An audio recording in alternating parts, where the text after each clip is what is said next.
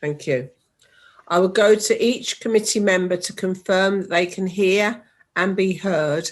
This is a legal requirement for me to do so.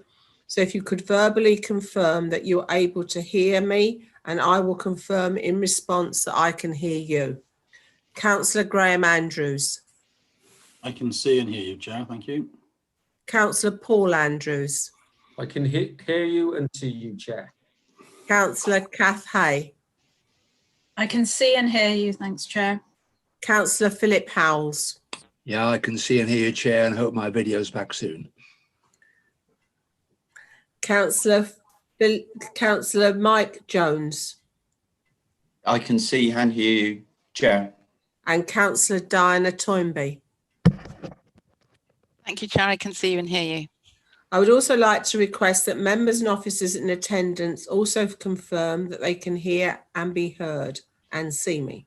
Councillor Hitchener, Leader of the Council.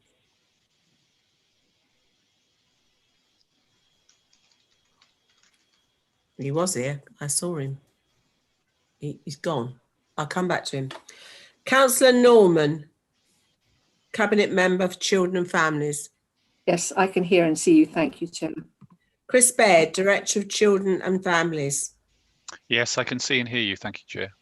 Councillor Hitchener, who's come back, Leader of the Council. Yes, I had some dog duty to do. Yes, I can hear and see you. Thank you, Chair. Kerry Morgan, Assistant Director, Education, Development and Skills. Yes, I can see you and hear you. Thank you, Chair. Liz Elgar. Yes, I can see and hear you. Thank you. Kate Charlton, Head of Legal Services. Yes, I can see and hear you, Chair. Ewan Archibald, Head of Community Commissioning and Resources. Yes, thank you, Chair. I can see and hear you. Alison Naylor, Head of Learning and Achievement.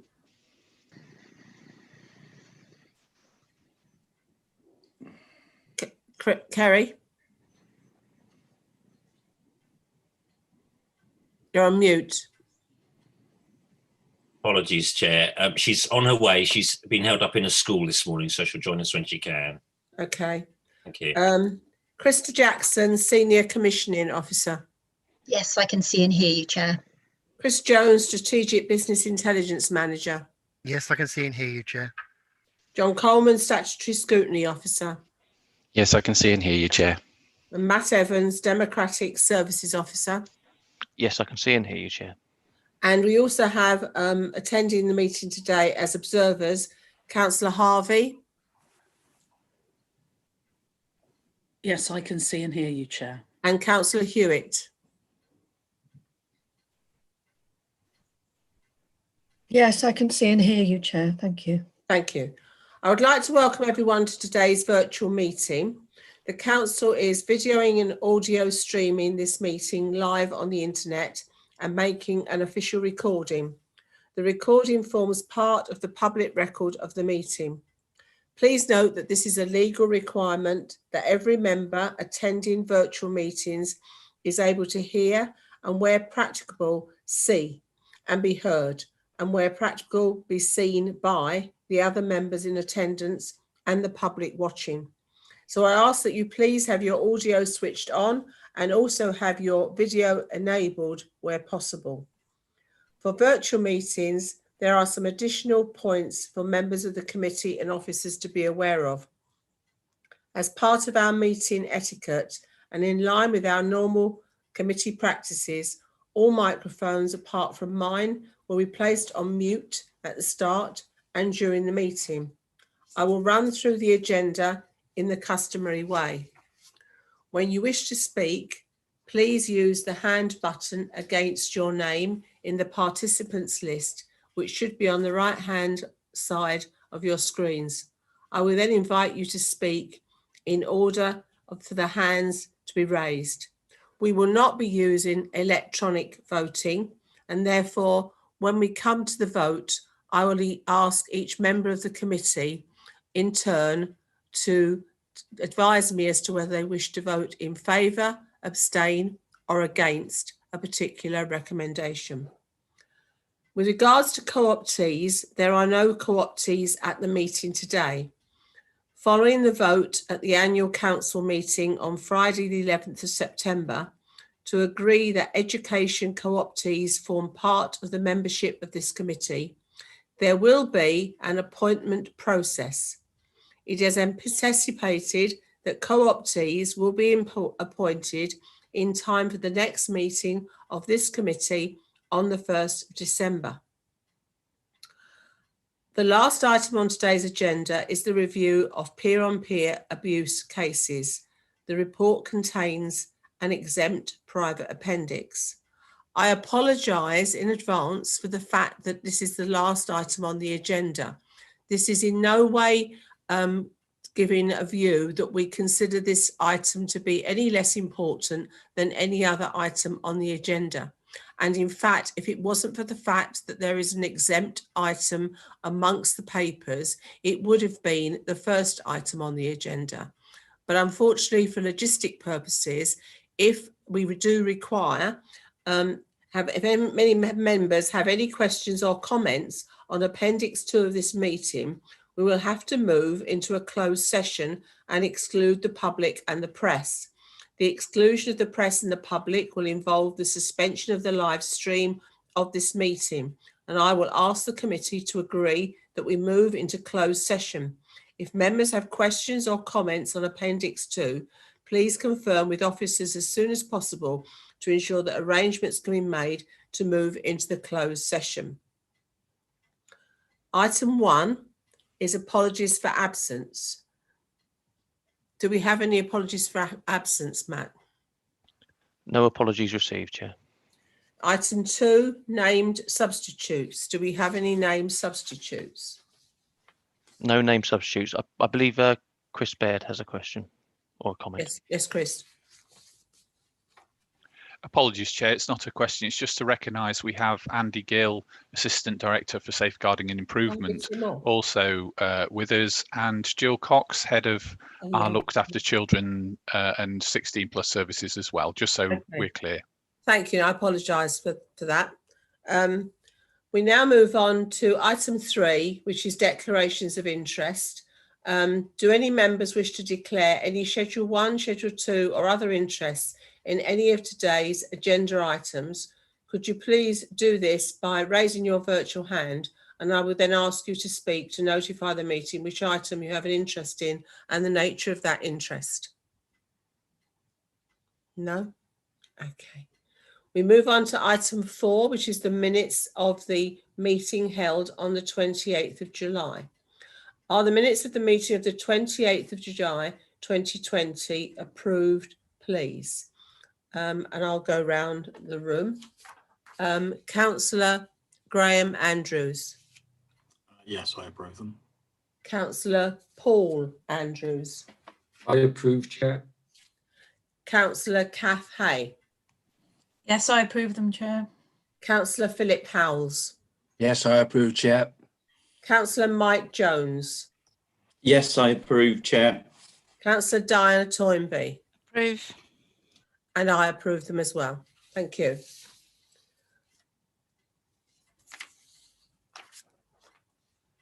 We now move on to the next item. Before we do that, I would like to make the following statement.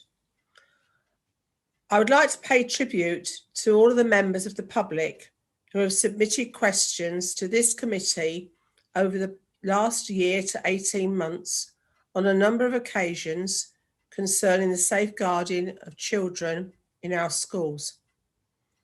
I recognise that all members of the public who have brought forward their experiences have done so while enduring deeply personal and often very distressing circumstances. I thank you for your courage and your dignity in bringing your knowledge and experiences of peer-on-peer abuses to the attention of this committee. But ultimately and more significantly, on behalf of all of the victims of peer-on-peer abuse. As a result of your efforts, this issue has been quite rightly highlighted and is now receiving widespread attention locally and nationally. I also wish to convey to those members of the public that I acknowledge that the formal committee setting can sometimes mask the personal impact your questions and evidence have had on me and my committee members. I know I speak for each of them in saying that we have all been deeply moved by your determination and focus on behalf of the families, friends and survivors in bringing forward your evidence. Thank you. And now move on to item 5, which is questions from members of the public. We have 5 questions for the Cabinet Member and the Chairperson to the Scrutiny Committee. The first question was from Mrs. M. Steele, and that question and the response has been circulated in advance. Before I call upon Mrs. Steele to give her supplementary question, if she has one, I would like to comment further on her original question. I believe that at our meeting in June, I stated that the CSO report had only recently come to my attention. That was misleading on my part, and I should have said the ownership of the CSO report had only recently come to my attention. As I've explained in my response to Mrs. Steele's written question, I apologise for my clumsy wording and hope my written response has clarified my knowledge of the CSO report. Thank you. Mrs. Steele, do you have a supplementary question? Mrs. Steele has provided a supplementary question by email, which I will now read out. Thank you for your answer, which acknowledges that you were alerted by a member of the public in early 2019 to a very serious safeguarding failure and concerns from the public that the same safeguarding mistakes were being repeated in other schools. While the Spotlight review, which you commissioned, was welcome, it took place 10 months after the safeguarding concerns had been shared with you, and the scoping of that review, which you oversaw, allowed officers to explicitly exclude from the review any scrutiny of past cases. It appears that you were silenced from taking any other steps in response to the safeguarding concerns that had been shared with you on the pretext that the legal ownership of the CSO report prevented you from sharing your concerns. Who advised you not to speak up for legal reasons? Thank you, Mrs. Steele. With regards to the length of time between being advised by a member of the public of the existence of the CSO report and the Spotlight review, I can only apologise for that time, but we have a period. When I became aware of this, we were just going into election purdah. We did not hold our meeting of the annual council until the end of May. We then have to approve what was a brand new committee who had to receive the appropriate training in scrutiny and various other matters that all new members have. I believe my scrutiny committee is the only scrutiny committee that has, apart from myself, members who were all newly elected in 2019. I have no other members on my committee with previous experience. On top of that, we do not, in general, meet as a council during August. And so the first opportunity we had as members, myself and my vice chairman, to consider the scoping document was September. And then we had to organise the invitations to teachers, voluntary sector organisations, public health, etc. And so I recognise that for members of the public, that seems a long time, but I can assure you that for local government, that actually is quite a short period of time. Local government does not operate quickly.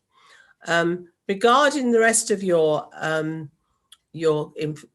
comments made in your supplementary question, you are correct in as much as I have found it difficult to obtain all of the information needed in order to conduct a scrutiny, a spotlight review, which I feel would bring out all of the issues regarding peer-on-peer abuse. And some of these issues I will, and other members of the committee will be referring to during the debate on the peer-on-peer abuse. But I think it would be, for me, and I think for yourself, helpful if I now suggest that going forward, I give you a written response to the rest of the concerns that you have raised so that I can go into more detail. Thank you.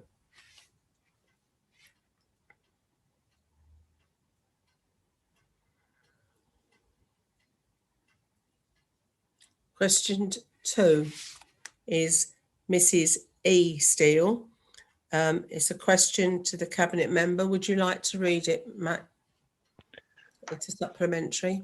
Thank you, Chair. Yes, we've received a supplementary question from Ms. E. Steele, which I will now read aloud. Thank you for your answer. You acknowledge that you heard first-hand testimony from families in March 2019 about the failure to safeguard children.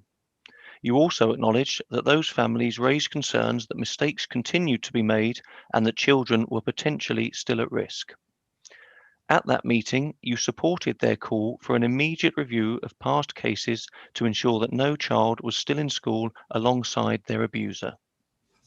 However, once you became Cabinet Member, your position changed. You were no longer willing to meet with the families, and you no longer supported an urgent review of cases to ensure all children were safe.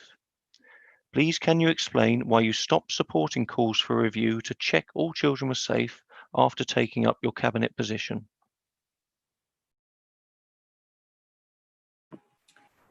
Thank you for your question.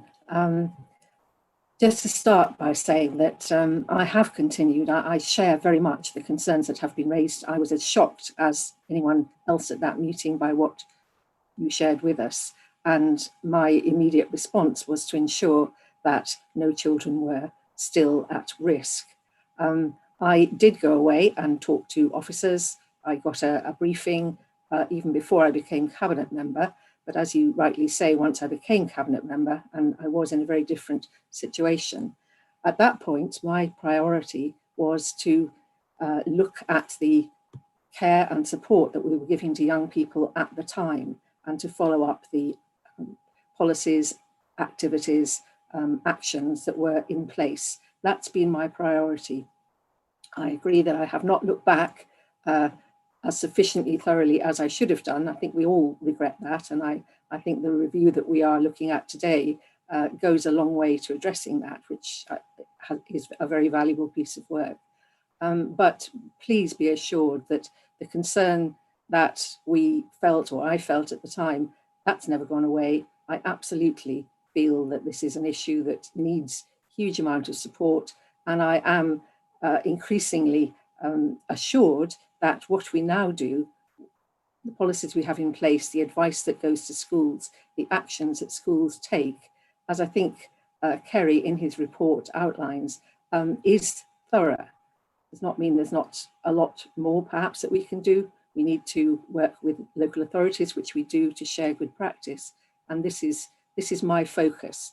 I do, in retrospect, regret not having looked more thoroughly at the past, but I have always felt that my absolute priority must be what we are doing now and how we are supporting children currently. Thank you.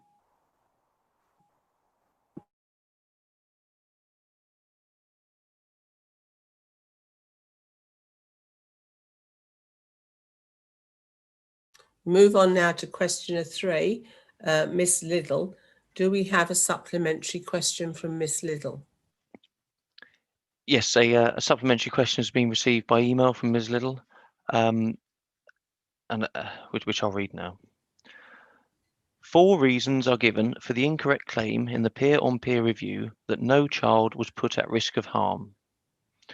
The first, concerning anonymity, is irrelevant because anonymity is not sacrificed by identifying that a child was put at risk. The other 3 are based on data in written documents that show no evidence of harm. But if you only examine data sources that show no evidence of harm, you will inevitably find no evidence of harm. It is clear the review excludes data sources that do reveal evidence of harm. This evidence was known by the Director of Children's Services, Cabinet Member for Children's Services, and Chair of Children's Scrutiny, all of whom knew harm had occurred. Why are those in charge of children's safeguarding determinedly ignoring first-hand verbal testimony of harm from the children and families affected?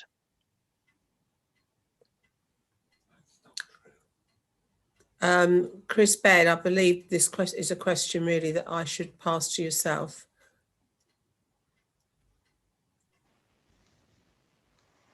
Thank you, Chair. And I too would like to begin by paying tribute to all members of the public who have continued to raise these issues and acknowledge the deeply personal and distressing circumstances and their courage and dignity in continuing to raise these issues and the effects that that has had in drawing attention both locally and nationally to these matters.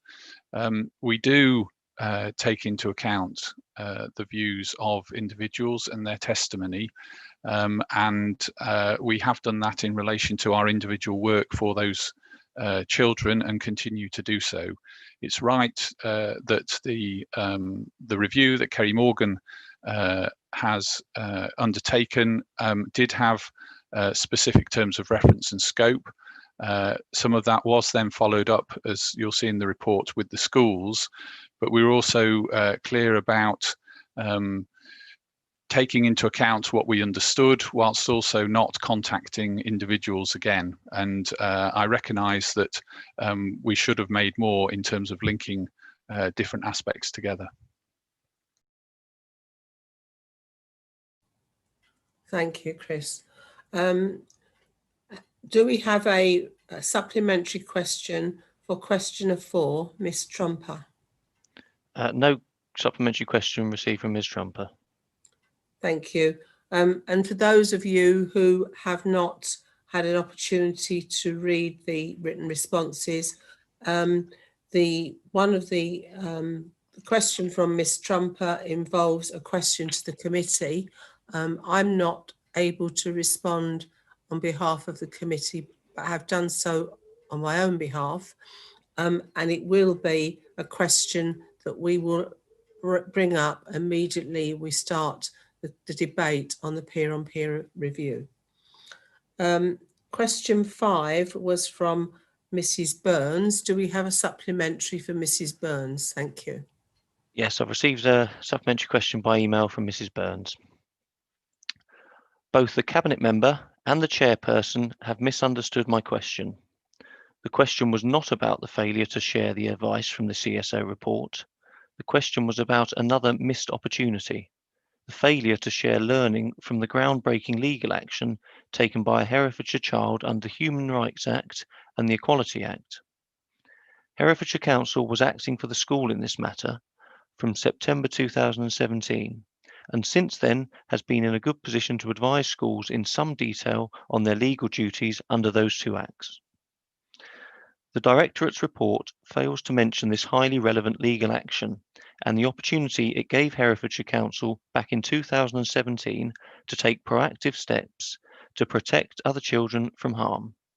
Why has mention of this very significant opportunity been omitted from the report?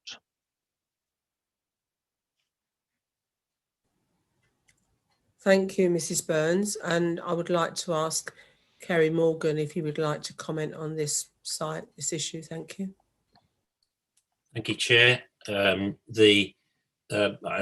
I don't recognise that it's been omitted from the report. It's been carefully worded, and that's been done to protect the anonymity of the people involved in that case. We did actually refer to it. There's a section on it in the report. It was under the review that we couldn't share the CSO recommendations from 2017. Subsequently, we've realised that actually the world has moved on in terms of national guidance, DfE guidance, Ofsted guidance. So what's been put in its place replaces what would have been shared in 2017. But the report makes it clear that actually the not sharing of that recommendation set, not so much the pro forma, but with the advice and recommendations on it, wasn't as helpful as it could have been. So I acknowledge that the behind the question is whether that should have been shared. I used the word unhelpful because that was the way I could phrase it in such a way as to protect the anonymity of the families involved. Thank you. And again, with the response to Mrs. Burns' initial question, which was to the committee's views on this, I have given my personal view on this, but I cannot give the committee's view until we have the debate. And so therefore, again, the question that Mrs. Burns poses to the committee will be one of the first questions that will be asked after the presentation of the report. Thank you. Can I confirm, Matt, that there are no further questions and no further supplementaries? No further questions from members of the public or members of the council. Right. So we now move on to item 7, which is the accommodation and support framework for care leavers. And I'd like to invite the Head of Community Commissioning and Resources to introduce the report. Ewan.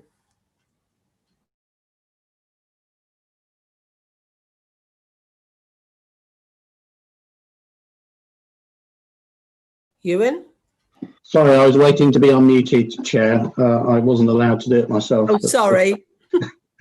Thank you, Chair. Yes, a brief introduction to this item, and then myself and my colleagues be happy to take any questions from the committee. So this is a proposal which is due to be considered by Cabinet at the end of this year for the establishment of a new procurement framework for purchasing accommodation and support services for care leavers and looked after young people 16 plus. There is no such framework in place at the moment. The council relies on making essentially ad hoc spot purchased arrangements for placements. This proposal is part of a wider strategic approach which we're taking across the council to developing and improving the market and the provision of support and accommodation to these priority groups of young people and young adults. We are also engaged in the strategic commissioning of new services and the recommissioning to replace existing services. That work continues, and that will change the way that some services are provided, but it remains clear that the council will continue to be somewhat reliant, at least, on spot purchasing of individual placements for these user groups for some years to come, and therefore the framework is proposed as a way of improving or exerting greater control over both quality and price of those placements. So currently, placements will be made from independent sector organisations, and these are very often out of county and outside Herefordshire, sometimes a long way outside. The quality of those placements varies, and generally these are very expensive placements. So the desire to, through the framework and the other work we're doing, to ensure that more young people can be placed in Herefordshire and stay connected to their family and other wider community, that the council pays a fairer and more modest overall cost for those services, and the quality of those services is more consistently high. The impact, it's worth underlining that the way a framework works is that providers are invited to apply to join the framework. There are rules for the framework which will cover a range of things, particularly in relation to quality and price. And then once on the framework, where placement opportunities arise, the providers are invited via what's usually called a mini competition to seek to be the provider of that particular placement for that individual. It is likely that with introducing any procurement framework for the first time to a market, that the impact of that will be gradual. And it's uncertain at this point how quickly and how fundamentally the framework will take effect. What we particularly have to balance two factors. On the one hand, we have to ensure that there are controls exerted by the framework, as I say, particularly on price and quality. On the other hand, we also need to make the framework attractive to providers who are usually, in this case, mostly commercial organisations, attractive for them to join. If they think that the controls are going to be too robust and constrict their business opportunity, then they won't join. So the idea is in part to introduce controls gradually at a basic level to start with, get the framework established and functioning, and then see how those controls can be varied and increased. So the proposal is to go to the market for this framework promptly in the new year, in early January, and have the framework fully operational by the beginning of April. We're happy to take any questions that committee members may have. Thank you, Ewan. Before I ask members if they've got any questions they wish to ask, just a couple of observations really. One, I'm very pleased that we're putting this framework in place. I think it's extremely important that we have some control over where our young people are housed and that the accommodation is appropriate for their needs. I'm pleased that at the last performance challenge meeting, we were showing that 87% of our care leavers were in suitable accommodation, and that is a significant improvement on what has been the case in the past. And I think it demonstrates the amount of work that's been done over the last year to 18 months to bring on board our own accommodation. An observation I'd like to make also is, as you've said in your presentation, we are still reliant on private providers, and although this committee has no control over this, that doesn't stop me from having an opinion. And I am somewhat concerned, and I do hope that people involved with things like planning, etc., will take on board that I am concerned that when we have applications coming forward for buildings to be converted for multiple occupancy, specifically aimed at young people, care leavers, etc., that not every application coming forward is providing the standard of accommodation that we would wish our care leavers to have, and so therefore there are occasions when they are being expected to share kitchens and share bathrooms, etc. So I welcome this, and I hope that as a result of this, if we do have to still continue to use private companies to provide homing for our young people, that this will ultimately drive up the standard of those, and that we will be able to not give permission to those that we don't think are providing the accommodation that is appropriate for our young people. Does anybody, other member of the committee, like to make any comments on this report? Sir Toynbee. Yes, thank you, Ewan. It's really good to have a look at this, and I was quite surprised that a framework wasn't already in place. So it's obviously high time that we had one.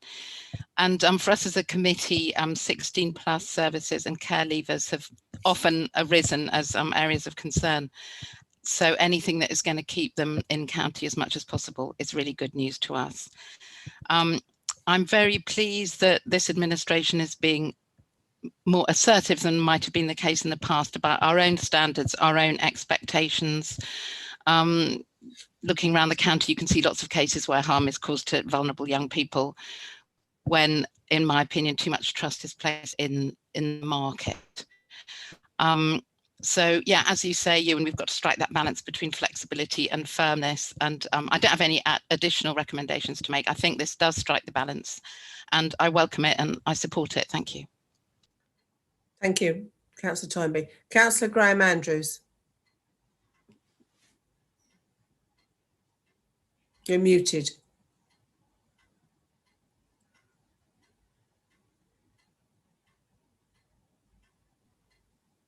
Okay, can you That's hear me? Brilliant, awesome. I really enjoy reading this report. Thank you. I thought it was very well written, and I like the topic. I made quite a few notes on it, Ewan, so you may have to bear with me a little bit while I go through these, and I'll try to go through them quite swiftly. One of the concerns I had was when we're talking in paragraph 16, you had about proposal and summary, about internal costs. I was a little bit concerned that perhaps that we may be making a business for the council here, where if we purchase premises and we run them, just making sure that we're able to do that within our current structure of a council, that you're able to do that, and making sure it's not a better offering from the commercial offerings that you're going to include in your template framework agreement. I think it's really good. I think it's the correct way of doing it. The items I'd like you to see within your timeline is that you've got a really aggressive timeline to make this done in a very short time. And I think you've got a lot of work within that time frame to hit those. I'm just concerned that are you being too ambitious to make that hit that timeline, so you don't promise to put a project in and don't hit it? Or do we have experience of another council or another viable operation of this where they've done a similar short time framework for you to do it? But again, I like the fact that you've put a short one in, which is really good. And my final one to go in there is I'd just like to ask, so you can confirm, when we are looking for properties within the county of Hereford, we are looking for properties within the county of Hereford and not just specifically in Hereford City, for example. And then also in those assessments of them, we're also ensuring that they're attractive for the people that we'd like to be in them. So where you've put in 33, you put resource implications of like asking, will people be supported by the training and the support they need? Will it be available? Making sure that it is available in that catchment area for us, so the right people have the right facilities and the right resources in the right areas. Okay, and that's a lot of questions for you to cover, but I really like the work you've put together with this, so thank you, well done.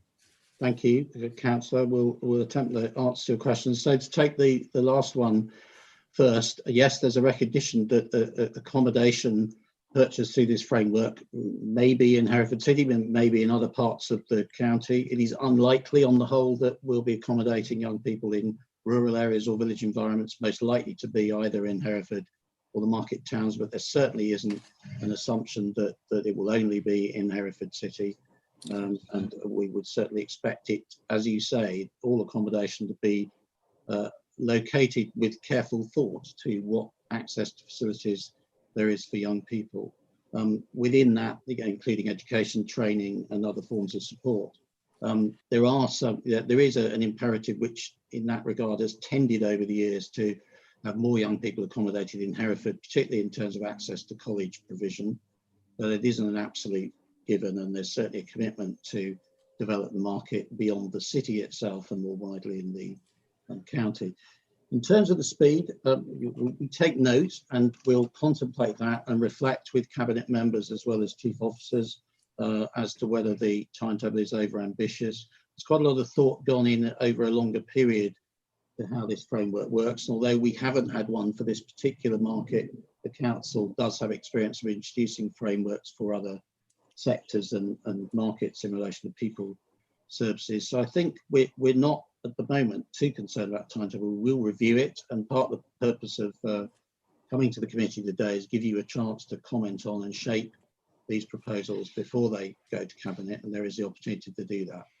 So we'll reflect on that and take note of your concern, but I believe we think that we've allowed basically 3 months to procure the framework from the beginning of the new year. And in the meantime, before this goes to cabinet, we'll fine tune some of the proposals as to how it will work. As I've indicated, we do expect possibly a phased introduction of some of the controls, and we want to ensure that in the first case, the framework has a decent mix of providers on it, not too many, so that there is some incentive for providers to feel confident they'll actually get business from it, but enough to create appropriate competition and to allow the the framework to function. So we'll give further thought to that idea. And I'm sorry, I forgot what your first question was, Councillor. Let's go back and have a look then. It was business purchase and whether we would be creating a business, and then you spoke about the planning as well. Right, so Krista may have further thoughts on this, but just to answer, so I take it as a reference to the idea that over time the council might seek to be able to directly source accommodation and then only use the framework, or predominantly use the framework for support. I think, yeah, I don't think there's a concern that that is outside the scope of the council's terms of operation. And we do already, you know, a small number of properties, but we do already own properties in which support to vulnerable people is provided. And that model, I think, is a sound one. Of course, councils can own and operate social housing and supported housing.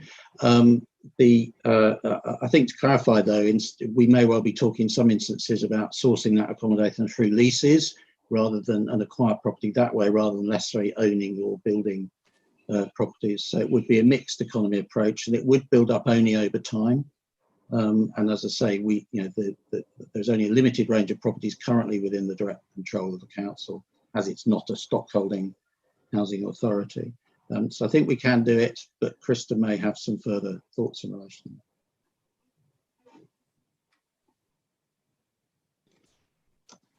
I think at the moment we do have to look at all options so that we can have more of a local offer for our young people.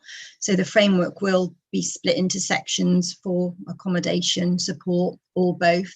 And then we will pilot it with a smaller number and test it and then see how that goes. But it's about us trying to shape the market. So yeah, I don't think it's an issue. I think we will be guided by the needs of the young people and how we can control the quality and the cost. But the most important thing is that we have a local offer for our young people. Thank you, Krista. Just to add to that, one of the reasons for considering having more control over the accommodation, the physical accommodation, councillor, is that we currently see fairly routinely that as part of the overall cost of the placements provided, that the as I say, largely commercial providers usually charge a very significant markup on the actual cost of accommodation, and so that, you know, sometimes 3 or 4 times what the accommodation actually costs. That remains a relatively small part of the overall cost, but it's part of the additional cost that the council is paying at the moment. So that's one consideration in looking at direct sourcing of the accommodation. Okay, Councillor Andrews. Yes, thank you. Councillor Jones. Okay, thank you. Yeah, a couple of questions. I just wonder, do we have what numbers there are of care leavers placed outside the county at the present? And could you update us on how the new council accommodation for care leavers is currently progressing at White Mart Street? I think it was opened or accommodated in May time. So I'll answer the second part of that, and then perhaps Jill can provide an answer to the first around numbers. So yes, new service in the city centre has been launched for care leavers with complex needs.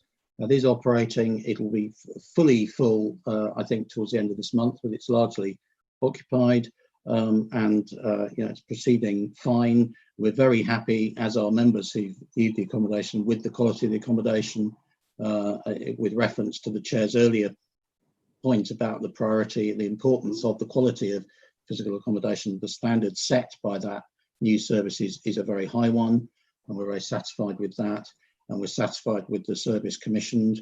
It's very early days, and the needs of those individuals are, quite high, and there are bound to be issues as that service beds down, but we're quite happy with it since it launched about 5 or 6 weeks ago. Jill? Oh, if I can unmute myself. I don't have the exact numbers to hand in terms of how many of our care leavers are living out of county at the moment, but it is a significant number. Some of those young people are living close to Herefordshire on the borders, so within Worcestershire or Gloucestershire, and for some of those young people that meets their need, and that's where they would choose to be because of being close to family or other college. We have quite a number of young people who attend college in Gloucestershire, for example. But that said, there are quite a large number of young people that are placed further afield, and that's not what we would want or choose for them. In some cases, that's developed because those young people were placed out of county as younger children. So this fits with our whole kind of placement strategy for looked after children. Once a young person is placed out of county and starts to build links with school, with friends, with colleges, they often then say that they wish to stay within that area. Where we can, and we think that's in their best interest, then we will work to support that, and we would find supported accommodation within that area. Often we know that those relationships are quite fragile, and for all sorts of reasons that can lead to instability. So the approach we're taking is a whole system approach around looking to keep our looked after children local wherever we can. And then as the work of Ewan and his team has developed, we now have far more options for accommodation for care leavers. So I think the progress of both of those areas in terms of younger looked after children and care leavers will enable us to keep more children and young people local to Hereford, which is what we want. So it's something that we, certainly in terms of looked after children, we monitor routinely how many are placed out of county, and I think it's something that we could and should look to develop that measure for our care leavers as well.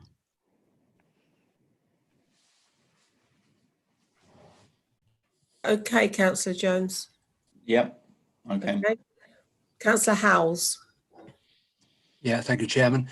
I noticed in the report you're saying that 48 young people are expected to reach 18 from February onwards, and the 2 years after that.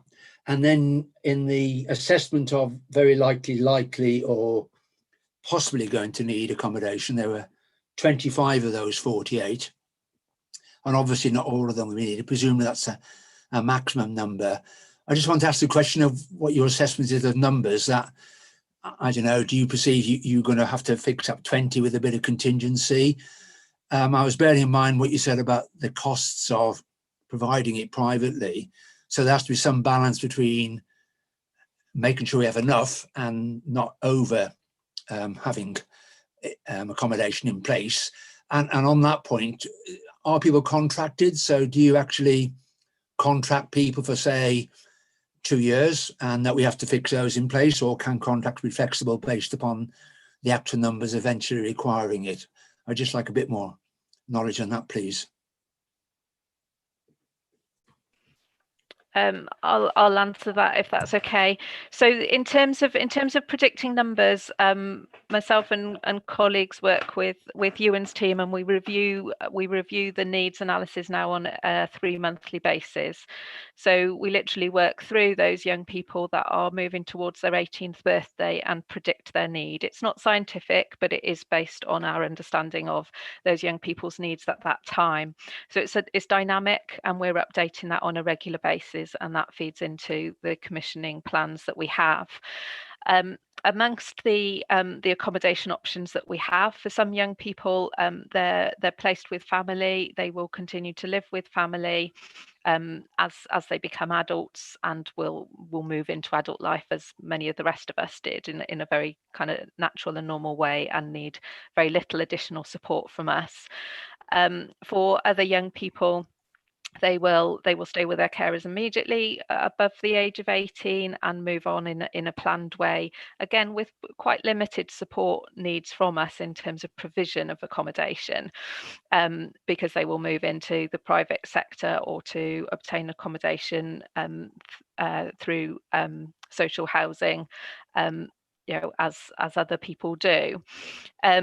So the young people that we're identifying that really need support are those with higher level of needs, and we now have that range of accommodation that I was referring to. So we have supported lodgings providers that are assessed and provided through our fostering team.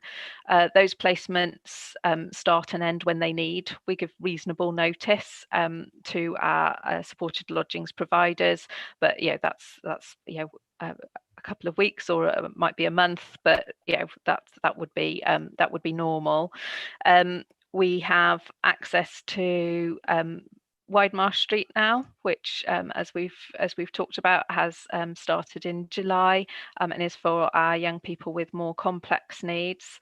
That is a commission service, but as one young person leaves, we will we have other young people who move into that accommodation quite quickly, and who would benefit from that level of support.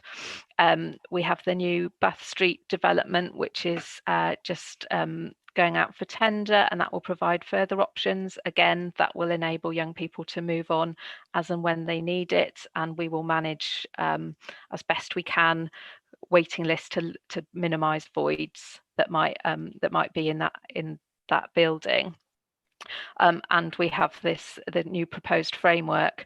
So these arrangements all work on the basis of us providing reasonable notice to landlords, providers, depending on the terms of the contract, and it's for us to manage that demand and the waiting lists for young people. But we can adapt those, and we're not outside of the Widemarsh Street.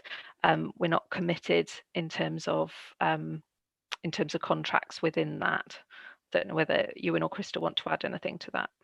Well, I'd underline what Jill has said. I would say for the commission services, that those are all intended to be transitional, which would normally be up to 2 years. In many cases, much shorter time than that, but a maximum of 2 years people are moving through.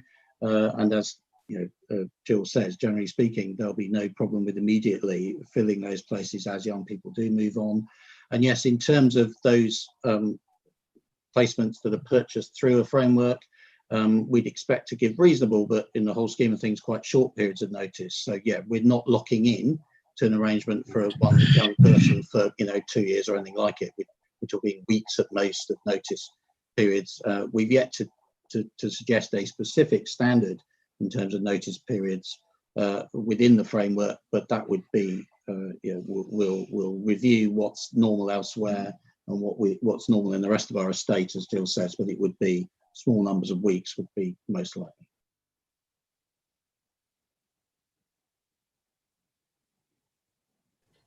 Is that okay? Councillor Hay? Yeah. Oh, sorry. Can I just add to that? Sorry, is that okay if I just add to that? I just wanted to say that not all the provision is just for care leavers. This framework is initially for care leavers, and that's where the figures have come from. But excuse me, some of the other schemes are for all vulnerable young people, and that could be young people who already have a family, under 25s, or young people in housing crisis, and not just care leavers. So there is a greater need beyond this report. Thank you. Sorry. That's all right. No problem. Councillor Hay. Thank you. I think that was quite an important addition as well for us to realise that it is a wider scope. And I think most of what I was going to ask was being covered, but I wanted to thank Jill for her very comprehensive sort of update on what's happening regarding the accommodation. And I just wanted to sort of echo what's been said. As a corporate parent and my responsibility in that respect, I really welcome the commitment to keeping to moving towards having housing young people locally, and we should be offering accommodation of a high standard. That's a given, because we should only be offering accommodation to young people that we would be prepared to offer to our own children. And in that respect, they should be offered a high quality of living, which may include access to open spaces within the accommodation, and again, contributing towards that good quality of life for all young people. And on that note, again, really welcome the offer of local providers, and hopefully, like Councillor Andrews flagged up, they will be offered support to provide that where they haven't been in the past. Thank you. Thank you, Councillor Hay. Councillor Norman, would you like to comment on behalf of as portfolio holder? Yes, I would. Thank you. Thank you, committee, for comments and questions, helping to increase our understanding of what we're doing and how and why we're doing it, and also to officers who've put this all together. I really think this is a great move forward. I think we all want, and Councillor Hay, thank you for echoing or making the point that we are all corporate parents. We want our young people to be having the opportunities that that our own children would have, and everything we're doing is with that in mind. This is great. It's a great move forward. We do want more young people to be able to stay as locally as possible, to live independent lives as far as possible. We want them to live in places of high standards, quality living, very important indeed, while they're developing that independence and opportunities to do things for themselves. Of course, as well as ever, we do need to have cost in our minds, and this we hope will also help to reduce the costs. Residential living and other out of county can be incredibly expensive, so I think this is a very positive move in the right direction, and I welcome it very much. Thanks, everybody.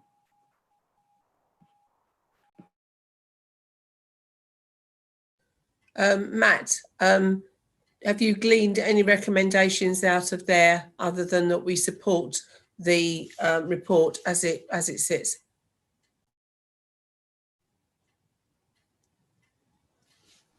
If I just add it to the screen there. So the other recommendation was that the committee recommends that the timetable for the introduction of the framework is reviewed and a view reached if it is too ambitious or realistic and achievable. That's fine. Okay. Do I have a proposer for that recommendation? I will propose it. Do I have a seconder? Councillor Toynbee, you've raised your hand. Sorry. Are you seconding? I'm just seconding it. All right, okay. I couldn't see you anymore. Very difficult. Right, I now go round and check with everybody. Councillor Graham Andrews, do you support the recommendations? Yes, I do. Councillor Paul Andrews. I support them. Pardon? I support them, Chair. Oh, sorry. Councillor Kath Hay. Yes, I support the recommendations, Chair. Councillor Philip Howes. Yes, I support. I didn't get a chance to say, but I would like to thank the officer for a very comprehensive answer to my question. All right, thank you. Councillor Mike Jones. Yes, I support the recommendation. Councillor Diana Toynbee.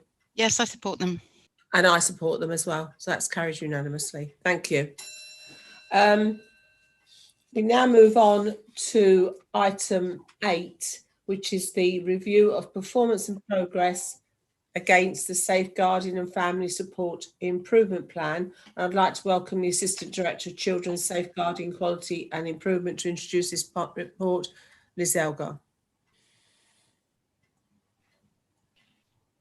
If I may, Andy Gill is going to do the first introduction, as I was on leave, and Andy very kindly stepped in and pulled together the report that you've got today. Okay. Can I just say before he presents the report that I think we are very good and rightly so at homing in on the areas where we are not performing as well as perhaps we could. But I think we need to recognise that the report there are a significant number of improvements in this report, and I think that all those involved should be congratulated. The last few months have been extremely challenging for everyone, and they've been particularly challenging for our social workers, and yet the performance with regards particularly to visits, etc., has been considerably better than previously. And I think that we should, whenever we look at these reports, yes, we are here to scrutinise what is not going so well, what is going badly, but we should never overlook, and we should never not appreciate what improvements have been made and what good work is being done in some areas. So thank you. Andy.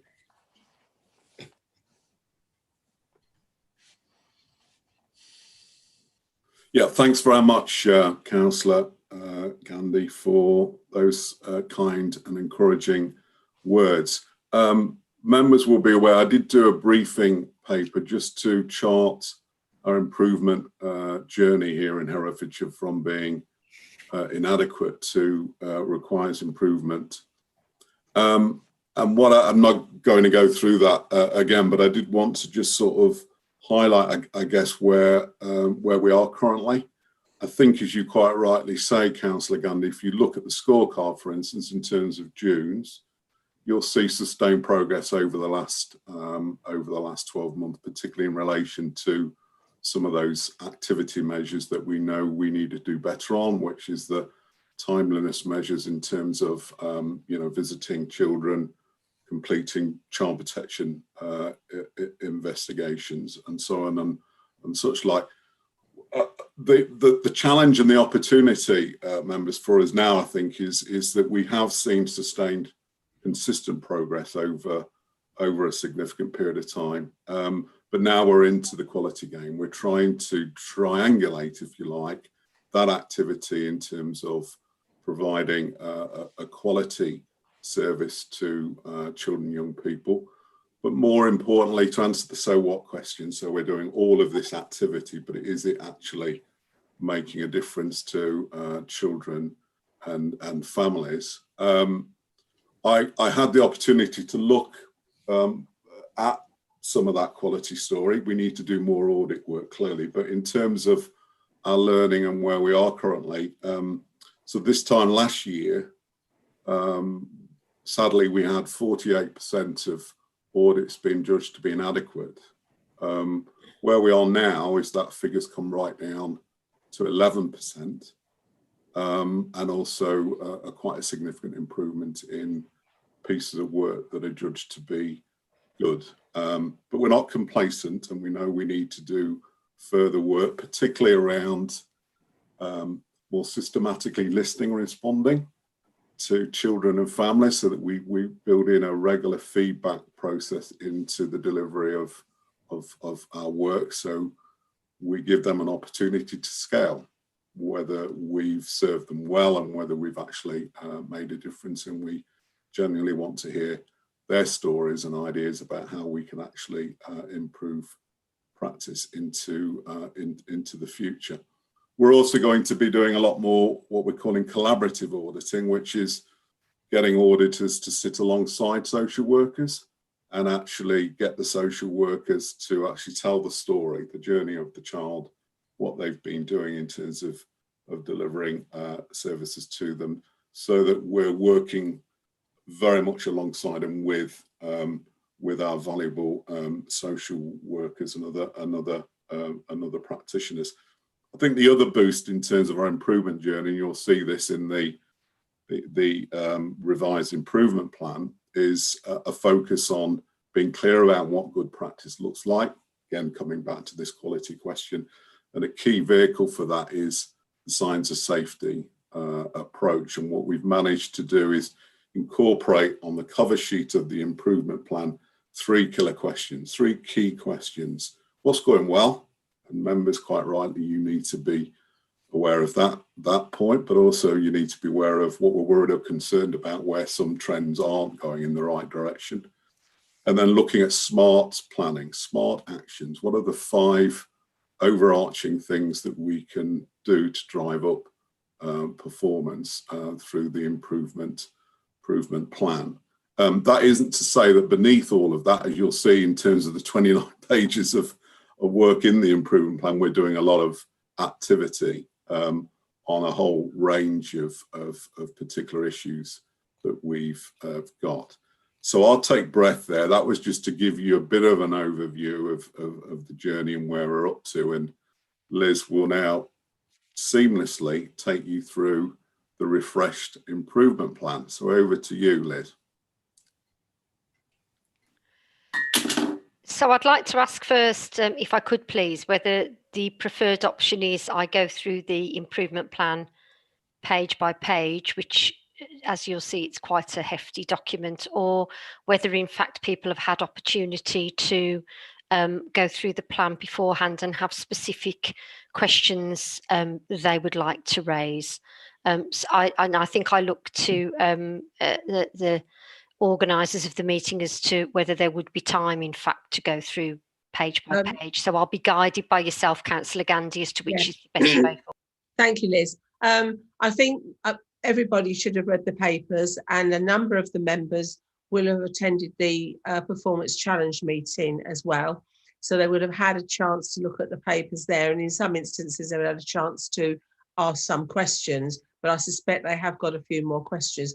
I would not expect you to go through the document page by page, but I would like to congratulate everybody involved in putting this plan together in this format. I mean, there's probably still rooms for improvement, but this is so much better for us, but more importantly for members of the public who are wanting to look at it online, because the one thing that it does do, it concentrates the mind on what we're doing well, what we're not doing so well, and what we sort of need to be sort of just keeping an eye on. So I do congratulate those involved with putting this together to make it so much easier for us to understand, whilst recognising that we're still going to end up with some graphs, some bar charts, because that's the nature of the beast. But thank you very much indeed. So if I can ask the first question, a couple of questions. I think one of my, I mean, obviously there is a delay with some of the issues regarding the courts, and there's nothing you can do about that. And I understand that entirely. Running through the report, and I suspect this doesn't only apply to children's, it applies to probably adults and general scrutiny as well, but it applies across the board, is the issue of recruitment. And recruitment for social workers, but in all aspects of what we do. That may become easier now because we have an opportunity to offer possibly some posts for people to work from home, so they don't necessarily have to live close to Hereford in order to and travel in order to do their job. But nevertheless, recruitment is a huge issue across the board for this authority. And I do think that one of the recommendations I would like to see, I don't see this as a party political issue. It's been a problem, as far as I'm concerned, ever since I came on the council here. Herefordshire is now perhaps getting better known than it was, but it's still not somewhere that many people know about. And yet when they come here to work, they say what a fantastic place it is to work. And it's about getting people to know a bit more about us. And I really think we ought to have some sort of a, I don't know, a think tank or something of members which just looks at what we can do to improve recruitment for Herefordshire Council. And I throw that out towards the leader if necessary, but I throw that out as something that I just think is so important if we are to succeed within children's services to raise standards, but also in adults, but also within our economic development and everything else we do. Without the bodies, you know, we can throw them as much money at it as possible, but if we can't recruit, then it's wasted. So that's my first point. My second point, which I welcome, in the plan itself, in the various areas that you have identified as being the key areas. I noticed that under what you're worried about, you talk about reducing numbers of children subject to child protection plans. And I think some of this is not quite what it seems. It's not so much about we want to get the numbers down. It's more now about we've got the numbers down, well down, and we're now a bit concerned that our benchmark is too low. And we want to actually be certain that we've pitched it at the right level. And I actually think we should as a scrutiny committee welcome that, because it's not always about getting numbers down as low as possible, if that actually means that you are reducing the standard which you require. And I welcome the fact that we are looking at that, because we are concerned that we might now have pitched the standard possibly too low. But possibly we haven't, but it's something we need to be aware of. And at that stage, I have some others, but I'll get other people to come in, and then that they may answer the questions that I was. Graham Andrews. Okay, thank you very much. I really like this report, Liz. I think the way that you've made it to be a scorecard is a massive improvement to how I first saw the first ones. And I like the way it's reported through it. And I think presenting it this way, allowing us to read it first and then come back on specifics, is the best way of doing this. So I'm going to go and try and give you some specifics now of what I've read, okay? So going through the improvement plan, I have some concerns with this now. And I admit we've all been busy, the world is different, but it's different for all of us. So I'm not going to really sort of take you off the sympathy list for this. You're going to have to go with it like we all do. In the priority ones, we have 8 red priority statuses in that period, which for me is a bit of a red light really, in true fact. It's like they're priority ones. So if they are red, I think that we should have a really sort of a stronger conversation about why are they red? Why can they not be amber? Why are they not green? And what is the progress to try and get to that status of achievement? So we want to try and get you to that achievement, which is really good. However, when I read the individual self-assessments, we're somewhere around a 6 or an 8 on where we think we are in a self-assessment, which is great, but that doesn't make it red. So if you were red, I'd expect that to see that more of a 1 to 3 type of status of saying there's an alarm here, there's a failure, we're still not achieving what we should be. So I would like to see maybe a little bit of an explanation, maybe you can do it now or later on, where you can say how do we have that gap between a self-assessment telling me it's a 7 to 8, 9, however, I'm still in a red status. I can give some explanation for some of those, and yeah, don't worry. I never expect your sympathy, so don't worry about that. So, for instance, then, if we just take a couple of examples, if I could, so we can see that the on the top of page 4. We have in red that we don't have all contacts coming into MASH being dealt with in 24 hours.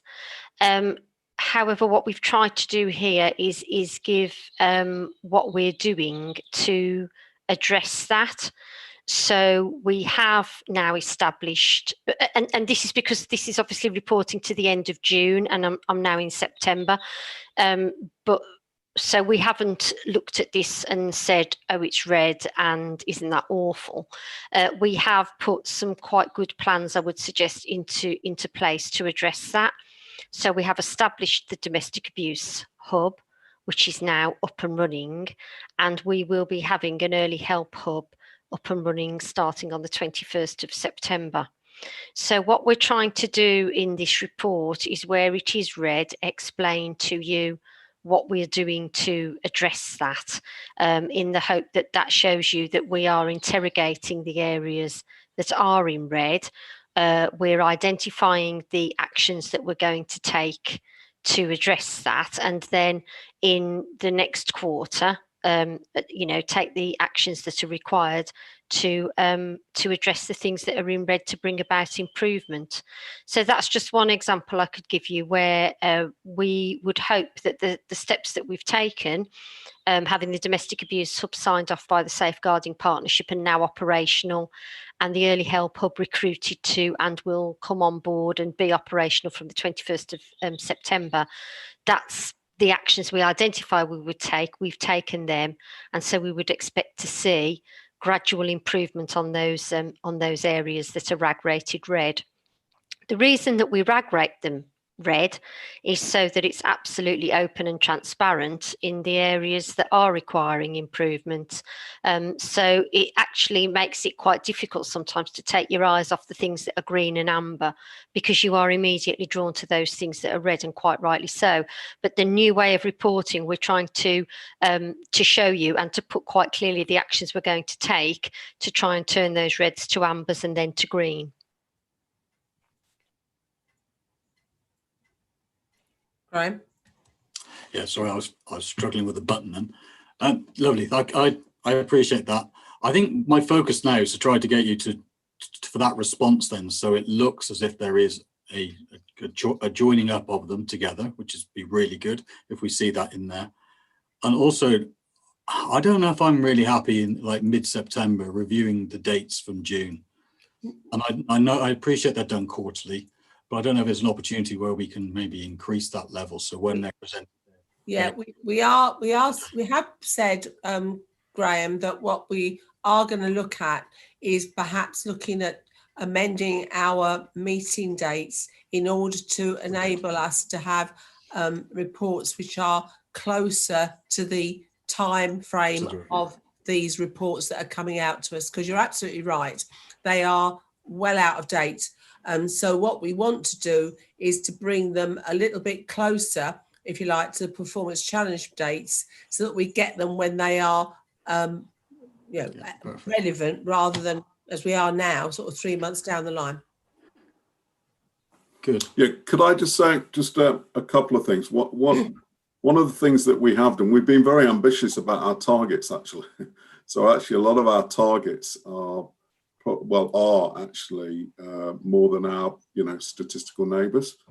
Now that isn't an excuse in terms of things turning to amber or red, but it's just clearly a contextual thing. And then the second thing is, not all of these measures are born equal. And what we're doing all the time, so the ones around activity, yes, they're important, but actually, going back to my point I was saying before, the ones around quality and impact for children are probably even more important. So I think all the time we're trying to, I guess, as officers, to work with staff to make sure that we are focusing in on the right things and the right priorities that will also bring to bear improvements in terms of some of those timeliness measures that currently are red. Yeah, good. I think I like the work you're doing and the progress you're making.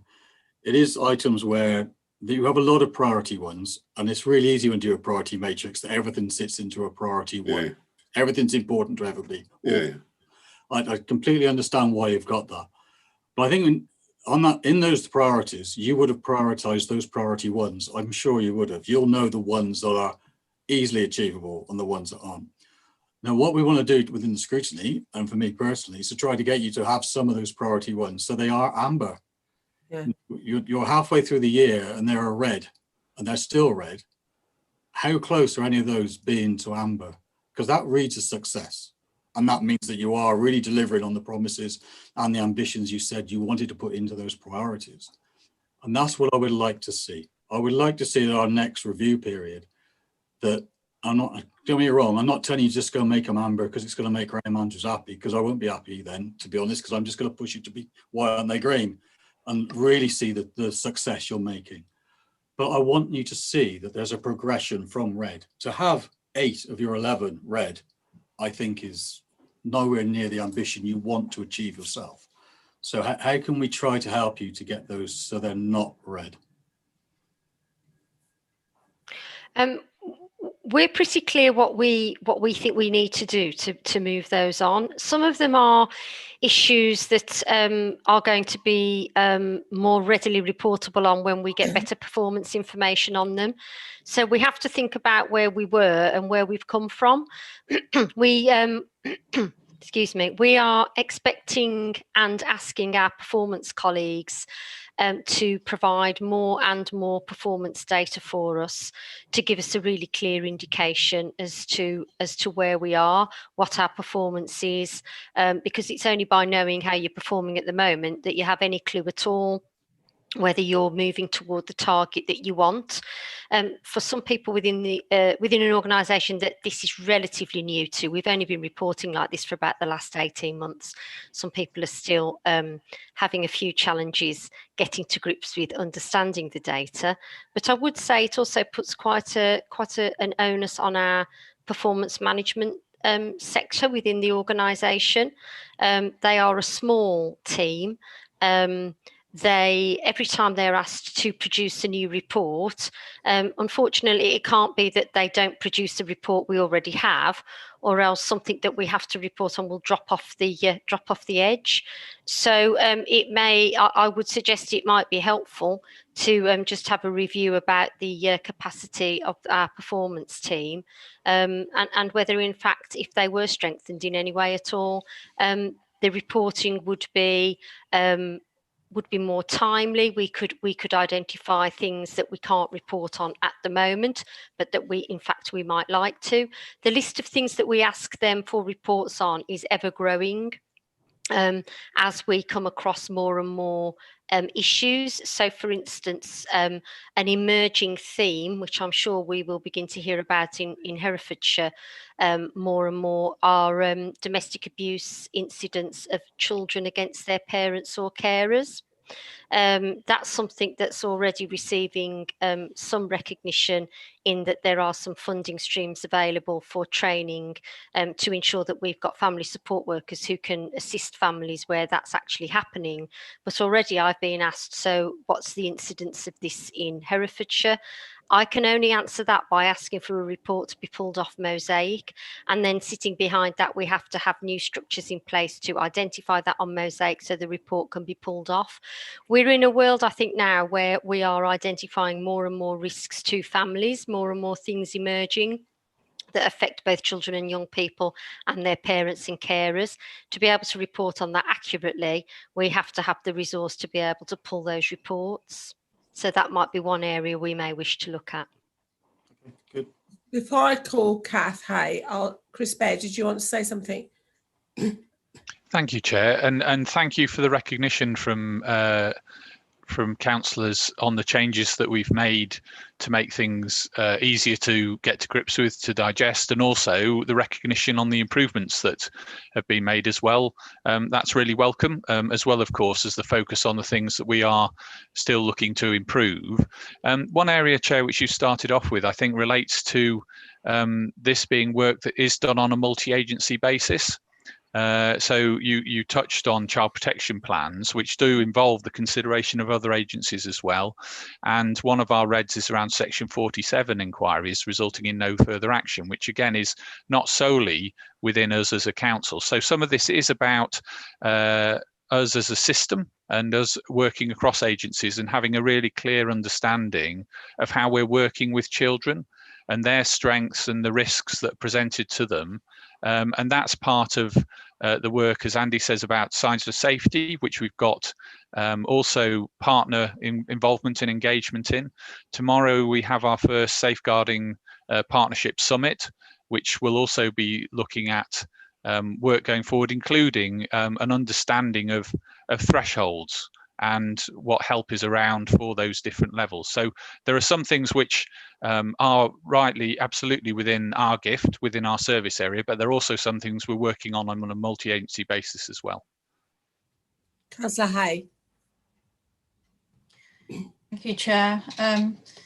Yeah, so to continue in that vein, it is, from my point of view, a very positive new way of reporting this information that can be quite cumbersome. So yes, I have really appreciated having it so clearly laid out.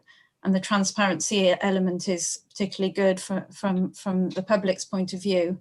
But I'm certainly of the mind that it is definitely not a time for complacency with these targets. I mean, we're still in a state of flux in the COVID era. There's, you know, we do not know how things are going to pan out in lots of ways. So we need to be continuing to make sure that we are pushing towards getting better and improving all the while. Now, I was going to ask, really, my quick query was about on page 4. You've made reference to a refreshed mosaic to inform risk management. So, Liz, I was wondering if, I mean, I know certainly from a lay point of view, a greater understanding of mosaic would be helpful. So if you could just give us a little overview of what that means in reality for reporting. Yeah, can I'll take that one. So on the back of us introducing our single practice approach, which is signs of safety, we need to make changes to the mosaic system so the forms are more practice friendly and support that way of thinking and working. So we have a big project at the moment that's attending to that, Councillor Hay. And we're working closely with social workers as well to get their input into making that system more child friendly, but also to look at how we can free up more time for those social workers to be less dependent on filling out forms and having more time to do the real work, which is with children and families. And we know, sadly, across the country, probably 70 to 80% of time can be spent in front of a computer for a social worker. So we take that challenge really seriously, so that any revision to Mosaic is about trying to make it more friendlier for the social worker, less repetition, less bureaucracy. Let's enable and empower social workers in Herefordshire to get on and do the job that I know all of you want them to do. Thank you for that, Andy. And I perhaps look forward to getting an update on that, maybe at one of the performance challenge meetings or the next children's scrutiny. Yeah, happy to do that. So that we can see how that's progressing.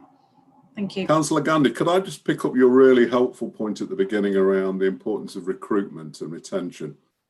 So I'm working with a team leading on that work and would welcome any input from members who might be interested to support that work. I've facilitated, I think, what I'm calling recruitment and retention summits. So we've had 3 of those to date, and we're doing some good work around streamlining.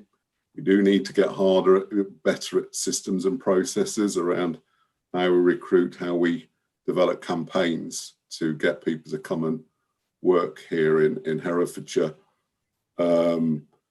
You know, I think we've also, to be honest with you, we've had to do work on what that core offer is, Councillor Gandhi, because it's quite disparate. So some of it is over here and some of it is over there. So what we've managed to do on one side of A4 is pull together what that core offer looks like to encourage people to come and work here in Herefordshire. And it's a strong offer. It's an exciting time to come and work for Herefordshire. You know, that's the reason I made a big change for myself and my family. You know, 5 months ago, I'm desperate to come and move to Herefordshire, but at the moment, with everything else going on, that's not possible. I think part of our thinking is also we need to revisit.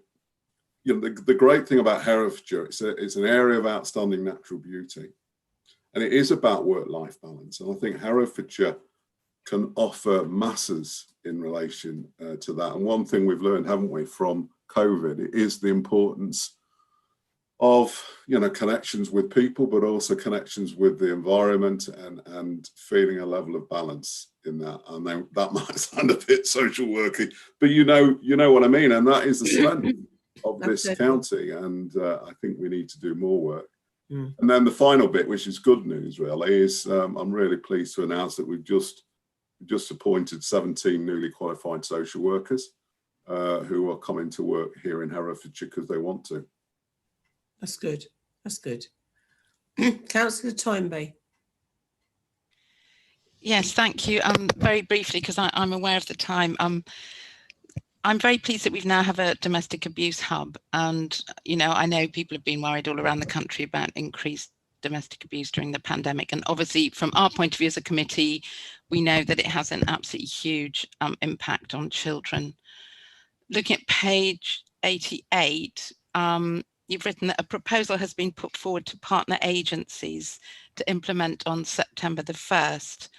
So I guess that includes maybe the police, RASAC. I'm not expecting a detailed response now, but just to say that it's an area that I'll be monitoring, that I'm interested in.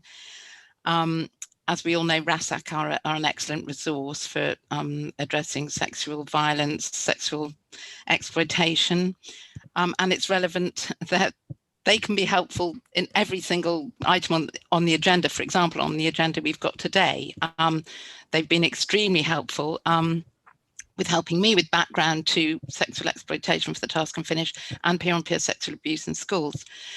And I'm very impressed by their work. And since we have 3 cabinet members in this meeting this afternoon, which is great, I want to say that I'm hoping we will seriously consider giving more support to RASAC. The Domestic Abuse Hub has been operational now for some time. We went into an enhanced approach during the lockdown.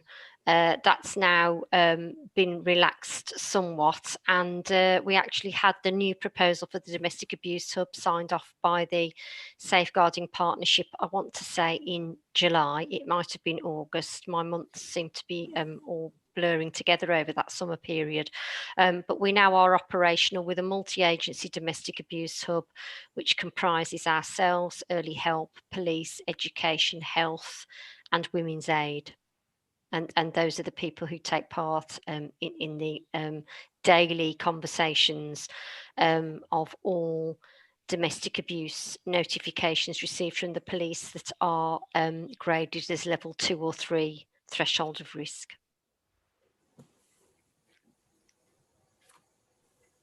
Okay, I've just got two points I wanted to make really. On page 20 or 102, whichever you're looking at, with regards to the area of children of SEND and CWD. I just wanted to ask a question regarding the education, health and care assessments, and certainly nationally, there is a big issue around the number of parents who go to appeal with regards to this and win that appeal. And obviously that is worrying in itself, but it's worrying because some parents don't necessarily have the wherewithal or the financial ability to actually to take that to an appeal. So I just wondered what the situation was in Hereford with regards to the number of appeals we get and what the percentage are won by the parents. Chair, if I may, I'll get a written response to you about that, because I don't have that figure off the top of my head, if that's okay. We do have a service that is run through Worcestershire that is there to support parents and carers of children with special educational needs and disabilities and additional needs, to support them in their pursuit of making sure that their children get the help that they deserve. And they are in independent. I mean, we do pay for them, but they are independent in that sense to provide an advocacy. So in that note, I'll get a short briefing note for all of you so you can understand that service as well. And the other point I wanted to make was regarding the children on, I've lost it now, child protection plans. And there's a graph here that talks about, I'll find it, the children who are being referred who have either emotional neglect, physical or sexual issues.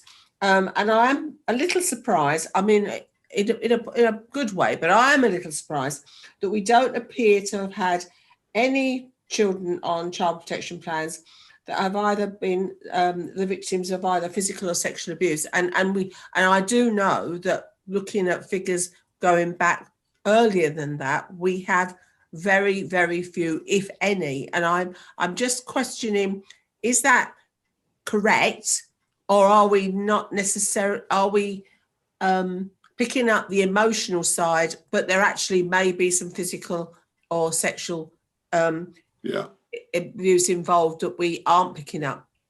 No, so your surprise about that is shared by us. So because all you know, when we look at these details, we often are surprised as well. But there is we do have somebody undertaking a piece of work to review how that's happening, why that's happening, and identify if there's anything we should be concerned about or not.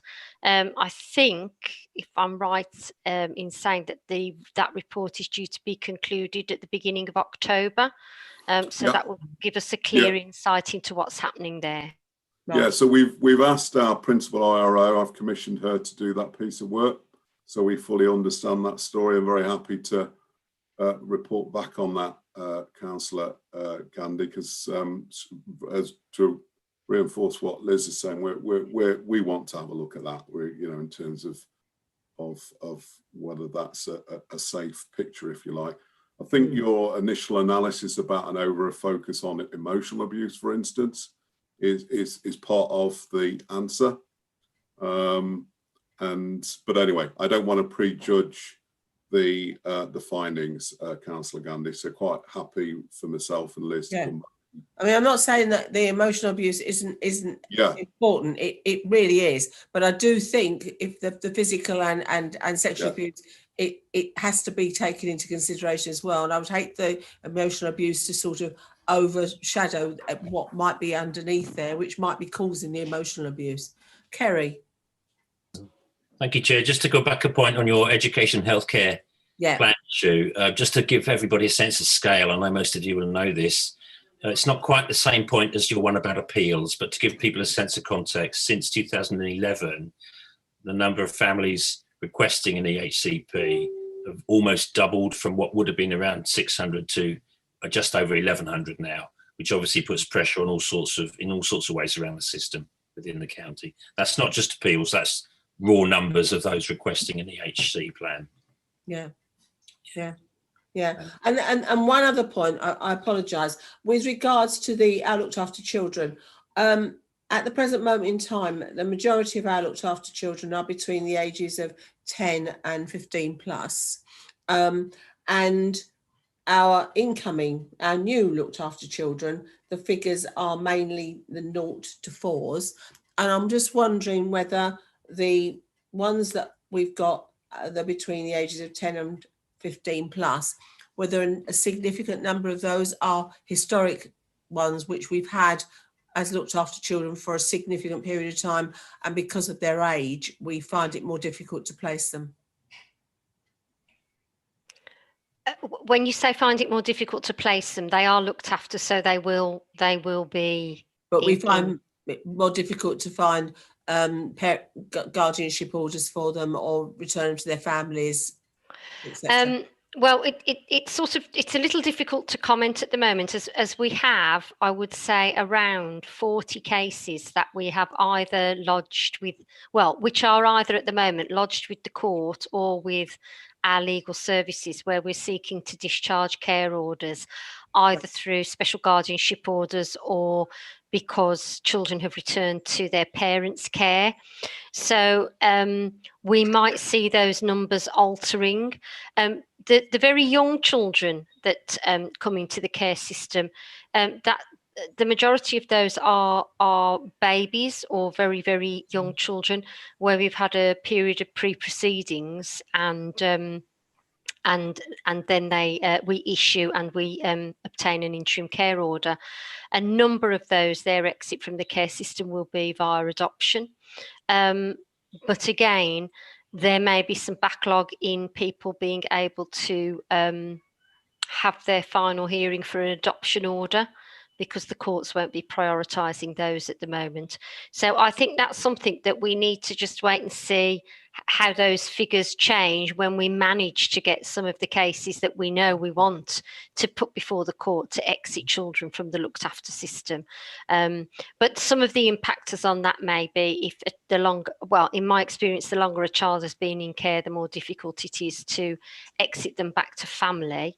But that's why it's really important for us to make sure that when children are in our looked after system, they maintain contact with their family members, so that if things change and a new assessment is undertaken which would indicate it's safe to start reunification work, we've got the ECHO service now to do that. So that's something that we're trying to push to make sure that we constantly review whether a child could leave the care system by going back home to a family member or a close family friend. Thank you.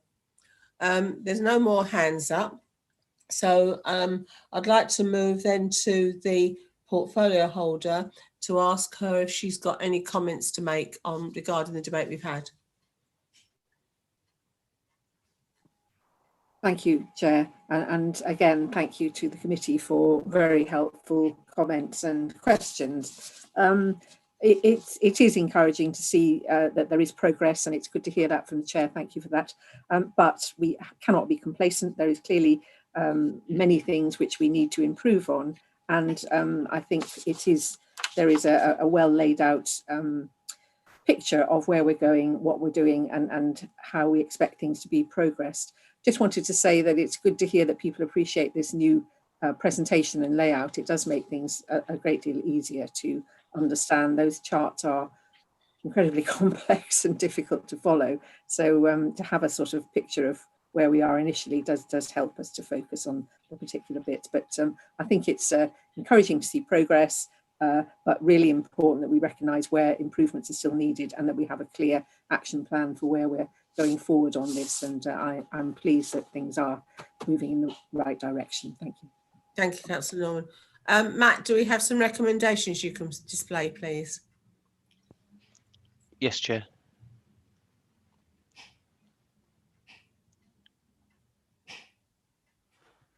Okay, so the committee recommends that the executive considers the possibility of a working group to examine the issue of recruitment in Herefordshire, to include a focus on the recruitment of social workers and to engage with projects currently in progress, and requires that meeting dates are reviewed to ensure more up-to-date performance data is presented to meetings of the committee.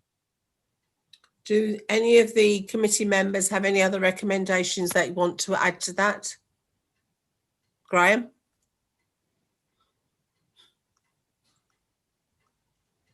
No, I'm happy to go with those two at the moment, Carol. And when we have the dates aligned for the meetings and the scorecard to come out, then I'll be happier. Right. Okay. I'll propose these recommendations. Do I have a seconder? Yeah, I'll second it. Okay. So I'll now go through with each member of the committee. Councillor Graham Andrews, do you support the recommendations? I support them. Thank you. Councillor Paul Andrews. I support them. Councillor Kath Hay. I support the recommendations. Councillor Philip Howells. I support the recommendations. Councillor Mike Jones. I support the recommendations. Thank you. Councillor Dinah Toynbee. Yes, I support them. And I support them. So that's unanimous. Thank you. We now move on to item 9, which is the work programme review. The committee is asked to review the work programme for 2020-21, attach the agenda and agree the changes outlined in paragraph 3 of the report. And I invite committee members and officers to comment on the work programme, make any requests for additional items. I'm imagining at this stage that we are shortly to have a work programme workshop when we can bring forward various items to be considered. What arrangements are we making to ensure that members of the public are made aware that they can feed items into us?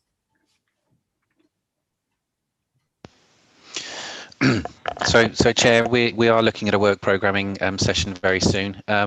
We will certainly look to make members of the public aware that they can contribute. They have the option at the moment to influence work programs through the Get Involved pages of the Council's website. But obviously through your committee work and the committee work of other committees, we do get to know quite a few stakeholders who have an interest in the scrutiny work programmes. So we'll endeavour to write out to them in addition to that and make them aware that there is the opportunity to influence. And presumably some of the stakeholders that we particularly know with regards to children's, we will involve in the work programme working group, working day. Yes, they have the options to do that, so we'll make them aware of the arrangements. Obviously, under COVID-19 arrangements, it will likely be virtual, yep. But we'll be looking to utilise the breakout rooms so each of the three committees can consider things separately. But I know there's a desire that all three committees also want to work together to review each other's work programmes to ensure that there's a coordination and an integration of work programmes moving forward. And I certainly know that in discussions I think I've had with Diana, but I certainly had with Elizabeth Swinglehurst, we've considered whether we could have some sort of a joint scrutiny to look at COVID, because it cuts across children, adults and general scrutiny. And it seems to me daft that each committee would be scrutinising different sections of it when actually it cuts across all areas. Yeah, I think all three committees have indicated that they'd like to look at COVID in one form or another. Each committee will have the opportunity to consider what the priorities are for their committee, but also as well to consider whether there are joint areas that they want to consider. And obviously, presuming the portfolio holder will be involved in this work programme so that she can feed in anything that she feels that we as a committee should be taking a look at. Absolutely. I mean, these work programming sessions are not closed. They are open to influence, and you know the art to getting them right is ensuring that we've got the right people in the room to provide us with the work programme items that the committee can then consider as whether or not they would like to scrutinise them. Yeah, and that also includes the leader, of course. I wouldn't dream of not including the leader. We move on then to the executive response to recommendations and outcomes of the Child Exploitation Task and Finish Group, and a tracker of recommendations, which is also attached as an appendix for the committee to note. I invite members to ask any questions or comments. Diana, as it was your Task and Finish Group, have you got any comments to make with regards to the executive's response?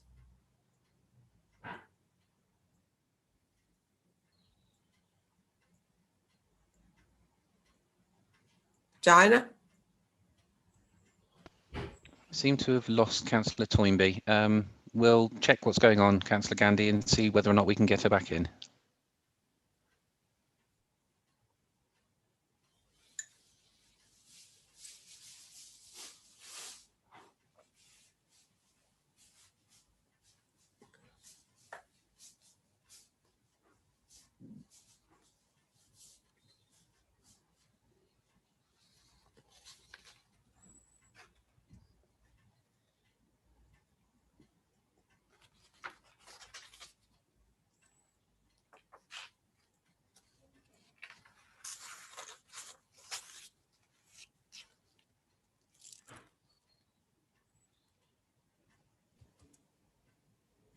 I had one observation there, Chair, on that one.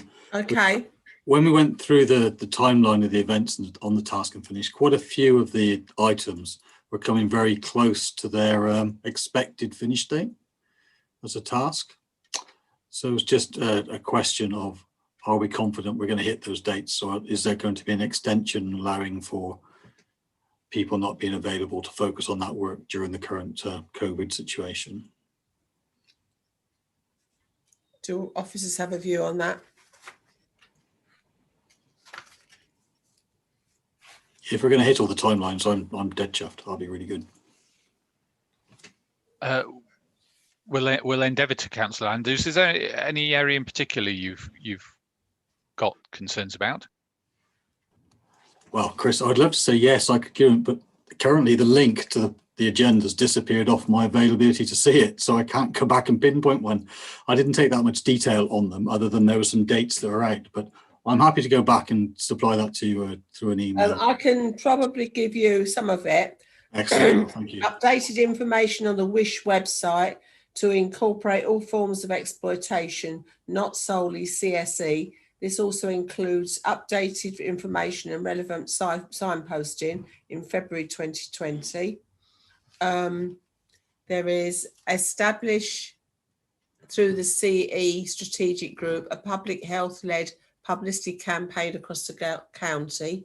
That was the 31st of October. Andy Gill. Yes, I think, Chair, if I may, I know that, well, and colleagues will know that public health has been focusing on the response to COVID-19. So I think that aspect we'll need to check in terms of dates. Some of those actions I think were, in train before the pandemic, and we felt were necessary. And obviously the work of scrutiny was really important in prompting that as well. So it's a good point, and we should check back with colleagues, including those who are public health and have been spending all their days and nights, to be frank, responding to the pandemic.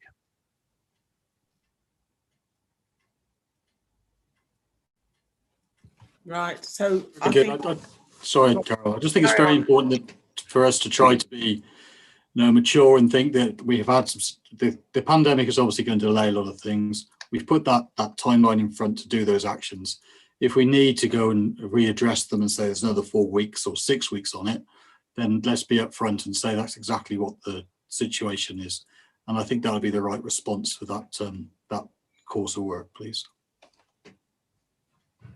Yeah, I mean, one of the recommendations was to expedite the inclusion of level 3 cases in the exploitation risk assessment tool to ensure a more detailed assessment of those children and young people at risk, and investigate the potential of including these children presenting at the level 2 threshold of need in the exploitation risk assessment tool.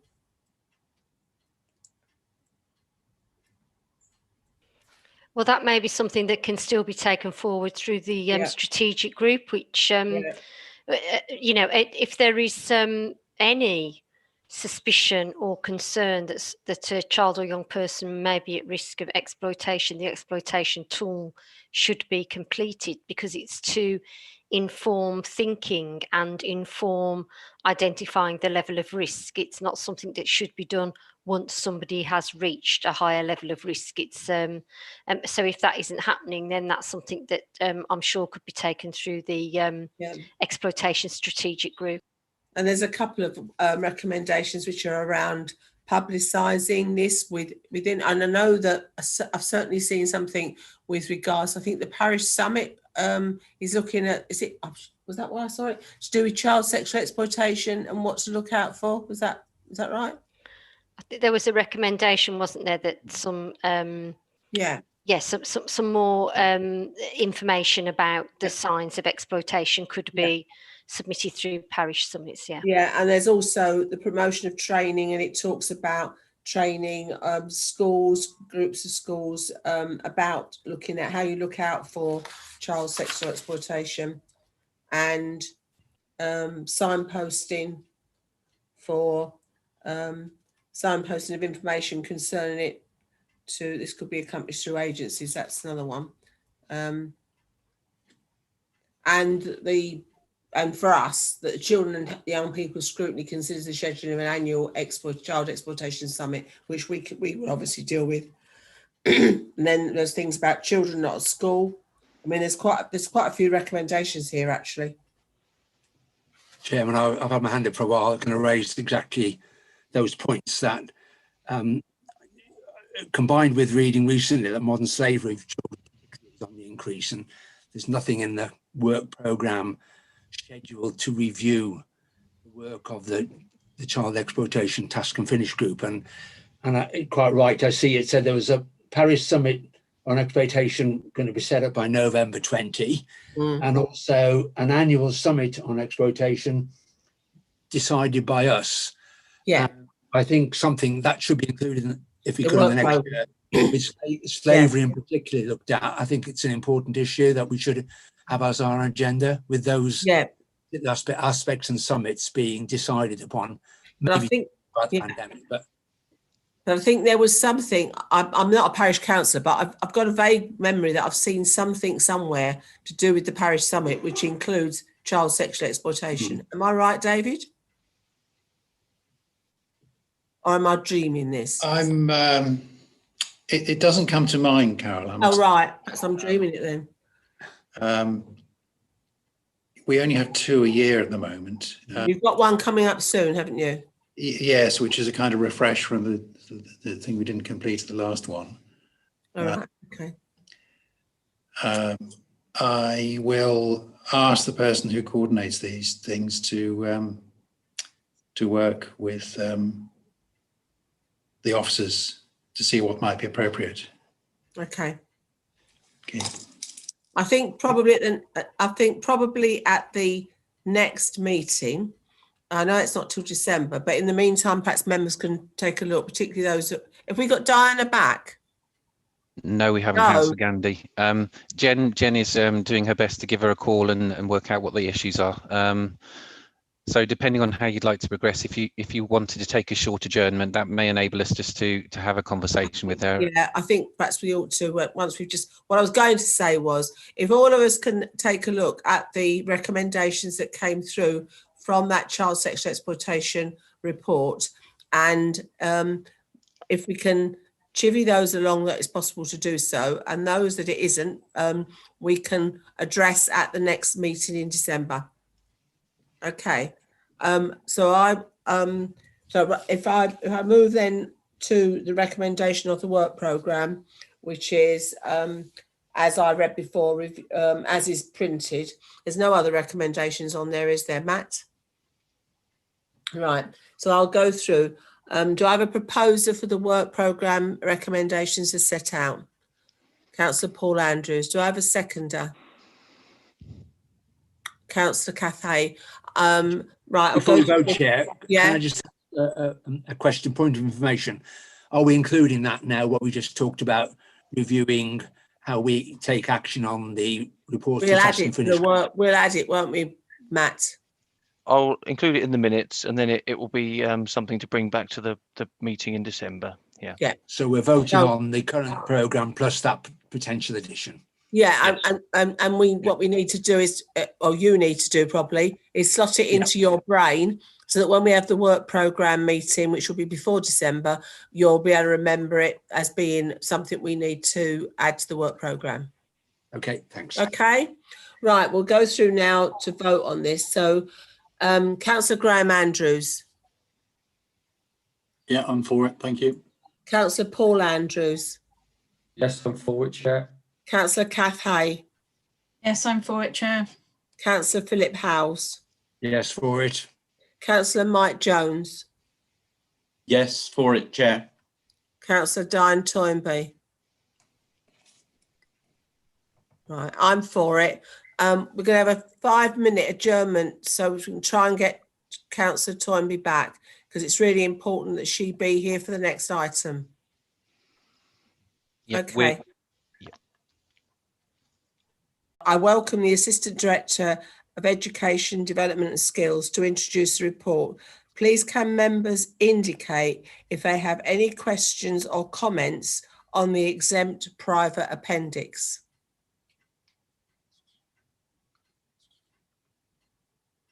No.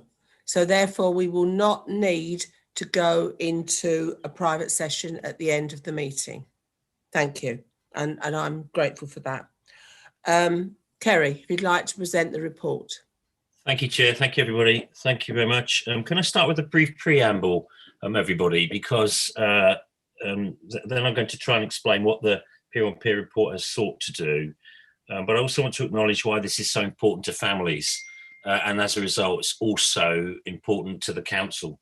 And delay matters, actually, in this issue, of course. So, this report was originally requested around about Christmas time and was initially shared with the scrutiny panel in June.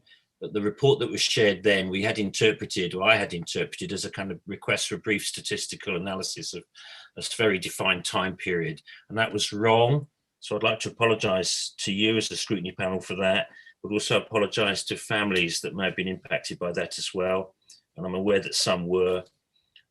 So this is an attempt to do a different report. What actually happened is the time frame was quite heavily prescribed, and we looked at all of the Mosaic cases. The Mosaic, as you know, is a kind of very confidential lockdown recording system, which partly services the needs of the multi-agency safeguarding hub, MASH. And for a long time, I didn't have access to Mosaic as I was new to the council around about then as well. But this report is a different one, but the terms of reference remain equally tight. The request was, could you look at the Mosaic records for 2 precise periods in time and pull out from them anything that we thought was significant, lessons learned, were they accurate, and so on. And in practice, just over 300 records were analysed for that time period, and there were 28 which were referenced peer-on-peer sexual abuse, and that piece of work was done by various heads of services within children's and families. So we've got down to 28, but this report is slightly different, because what I've sought to do is stick to those terms of references very carefully, because that was the request. Apologise for the delay, partly caused by flooding and COVID, and partly because for various other reasons, I didn't get the report to you in a fashion you needed in June. But this one, I think what I've tried to do here, stick to the original terms of references, as I say. The scope is therefore clearly defined, and as a result, there are aspects that are out of scope for this report. But I've sought to pull together for you what I regard as 11 recommendations for you to discuss and comment on and agree or disagree with, which go wider than the original terms of reference slightly. And I've put that in as a kind of next steps approach to the report. The time frame in mind was January 17 to October 18, and then November 18 to November 19. And I hope the report makes clear why we picked that time frame. It's partly to reflect changes in national guidance around peer-on-peer sexual abuse at the time, partly. There's also a section on what we being the council, we have done since as a consequence of this, and what we could have done differently, or could we have done anything differently? And I hope the report makes clear that we could have done some things differently. And then the recommendations that I've come up with are in no particular order. They're just as an outcome of the findings of bits of research that we did on the way we wrote this second report. As I say, it covers a precise period, and it covers the Mosaic records for that period only. So, and we have already acknowledged that some of the record keeping in the early days was, I've used the words incomplete or imperfect at least. They're better now, they are better now, but we had to go back to what existed before. So there is a slight caveat to some of the content there. That has, however, now been improved, but there's always going to be scope for refreshing or updating or improving the recording on Mosaic for these cases. We then contacted schools to check what they did or didn't do. What we did not do was contact any families or children for obvious reasons. We did not want to publish anything that may cause harm or lead to identification of individual cases here. So we've tried to write this in a way that doesn't do that, whilst acknowledging that actually some of these cases are quite specific. And that led to some challenges in terms of how we write about them in the published appendix. So my view is that and I'm assuming everybody's had a chance to read it, and I know we've had a chance to see it before, but my take on this is that because I understand the seriousness and the severity and the impact on families of this issue, I regard it as a very high priority now. And I kind of want to present that the report is complete, but the recommendations may not be, i.e. we haven't done enough on the recommendations yet. We've put in some suggested timelines to do them, and I regard them as all as important. But because the recommendations are not complete, as such, the work around this issue is not yet complete either. So the report hopefully carries more clarity than the first attempt back in June. And I'm happy to open the report for the committee's scrutiny now and for discussion. Thank you, Chair. Thank you, Kerry. Before I start the debate, I'd like to call upon Councillor Hitchener who commissioned the report, just to give a flavour to both members of the committee and to members of the public as to why he commissioned the report. I do not expect him to comment on the report itself, because this is scrutiny's opportunity to consider the report, and obviously Cabinet will get their opportunity at a later date. Councillor Hitchener. Thank you, Councillor Gandy. I quite well recollect after the scrutiny committee on the 25th of November having a conversation with one of the prime mover of this. I'm not quite sure whether I should name her, so I won't. So my apologies for that. But it seemed to me that the council were being asked to provide some assurances. And I couldn't see how those assurances could possibly be given without investigation going back into the historic cases. There was a sort of no-brainer as far as I was concerned. There needed to be a review, and for some, I don't know why, but other people's logic perhaps was different, but I could see, as far as I was concerned, this review needed to take place, and it needed to be decided on quickly. And so I said to the individual, okay, yeah, I will commission it, it will happen. So from that point in time, you know, it was going to happen. So that was how it all happened. That was the end of November. Thank you very much, Councillor Hitchener. And we obviously held our spotlight review in December, and we were grateful that you had made that decision, which we were then able to agree a recommendation that the scrutiny committee could look at that report when it was made available. So thank you. Before I start the debate itself, just in order for particularly members of the public to understand a little bit more about scrutiny, we as a scrutiny committee, it is our role to be a critical friend, to generate shared learning, to ask questions, to challenge officers and the portfolio holder on behalf of our elected members who represent their constituents, but also, importantly, members of the public. And we cannot do our job properly if we are not provided with all the tools and all the information to do so. And if one thing has been learnt from this process regarding this particular subject, is that you cannot do good scrutiny if you do not have access to the information available and you struggle to gain that information. And although we are where we are now, it's taken us a good year to get here.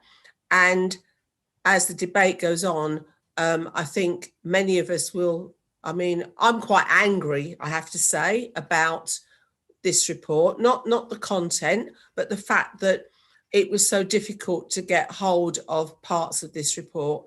I'm angry because I felt that a spotlight review would give us the opportunity to allay the fears of the members of the public that going forward, we would be able to ensure that children would we would have a plan in place that would ensure that we knew what to do if we were dealing, a school would know what to do if they were dealing with peer-on-peer abuse.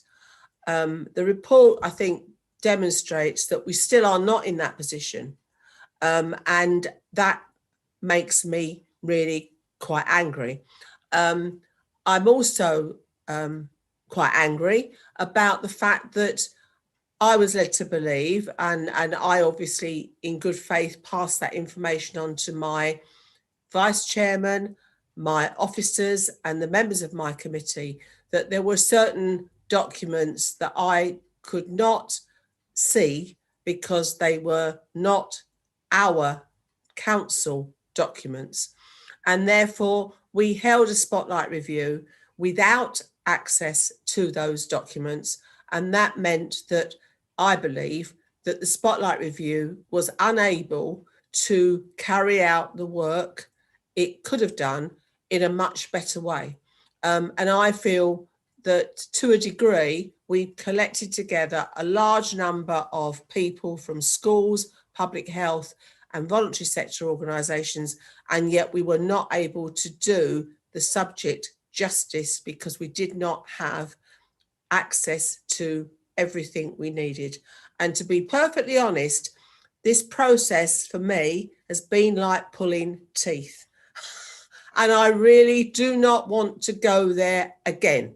And so if I've learned nothing from this, and I think somebody earlier on, a member of the public, asked about, were we curious enough as a committee?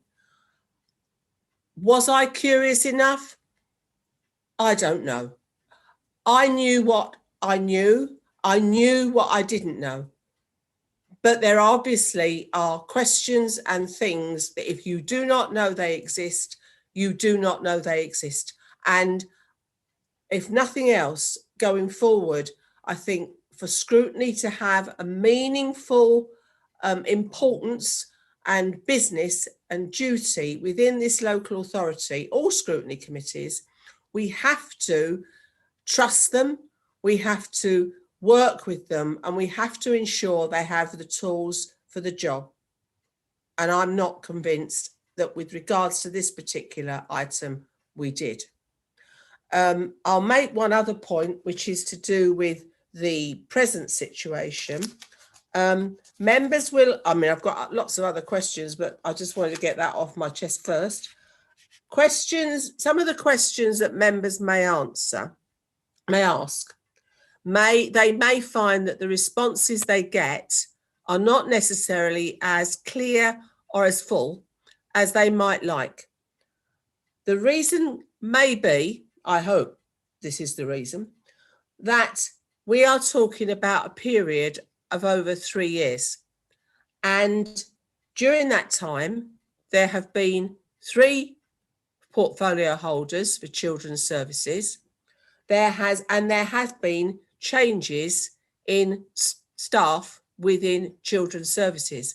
So some of the decisions, some of the meetings, some of the comments that are within the report may relate to decisions or comments or actions taken by members of the council who are no longer in the employment or in the position that they were at that time.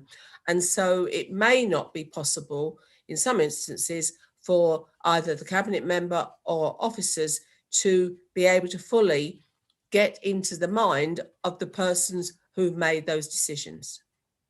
Okay, thank you. Before I go to members, as I promised before, there were 2 questions that came from members of the public. The first question came from Ms. Trumper, and she refers to the risk assessment, which was not shared with schools until the autumn of 2019. It's not attached to the redacted CSO report, and as she said, it is scarcely referenced in Mr. Morgan's analysis. The failure to share the clear lessons from the CSO report and the CSO performer risk assessment with schools is glossed over as unhelpful and a potential weakness. Her question is, are the committee happy that this language adequately describes the council's decision not to share crucial safeguarding guidance and that no explanation has been given for this unhelpful decision? And I open that question up to members of the committee.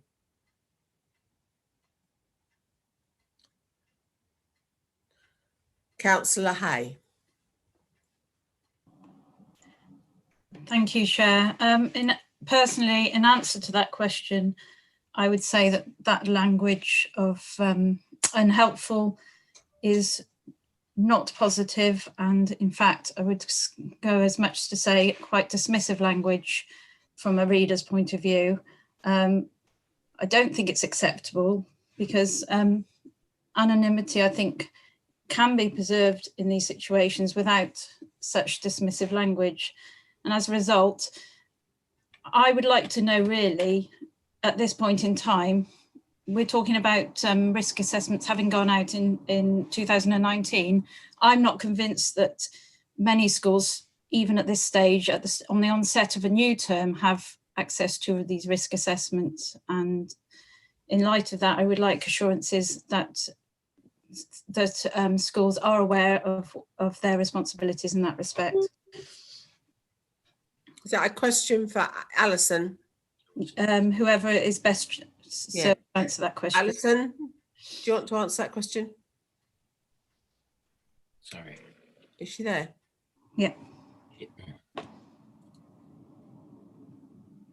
Sorry, I think Kerry's got his hand up, so I was waiting. Kerry was waving at. Kerry. May I answer Sorry. that first, Chair, please? Thank you. I understand the comment about the use of the word unhelpful there, but that wasn't the intention at all, and it was certainly not meant to be dismissive. But in terms of the risk assessments, part of this report also covers what has happened since the early days of this issue emerging, and that's quite extensive.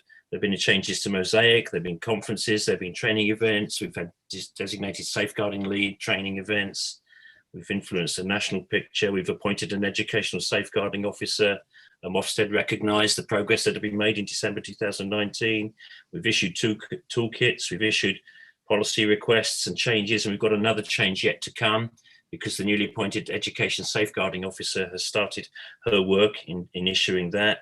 They are updated all the time, and there was an updated to the national guidance over the summer. Not extensive, but we're taking account of that. There was a paper on lessons learned, and we've got a range of audits now, and we're much closer to what's actually being written on Mosaic, for example, than I think was the case some years ago. Put all that together, the question is, do we feel that schools are well prepared and have had the guidance to start this term? Yes, they have, would be my view.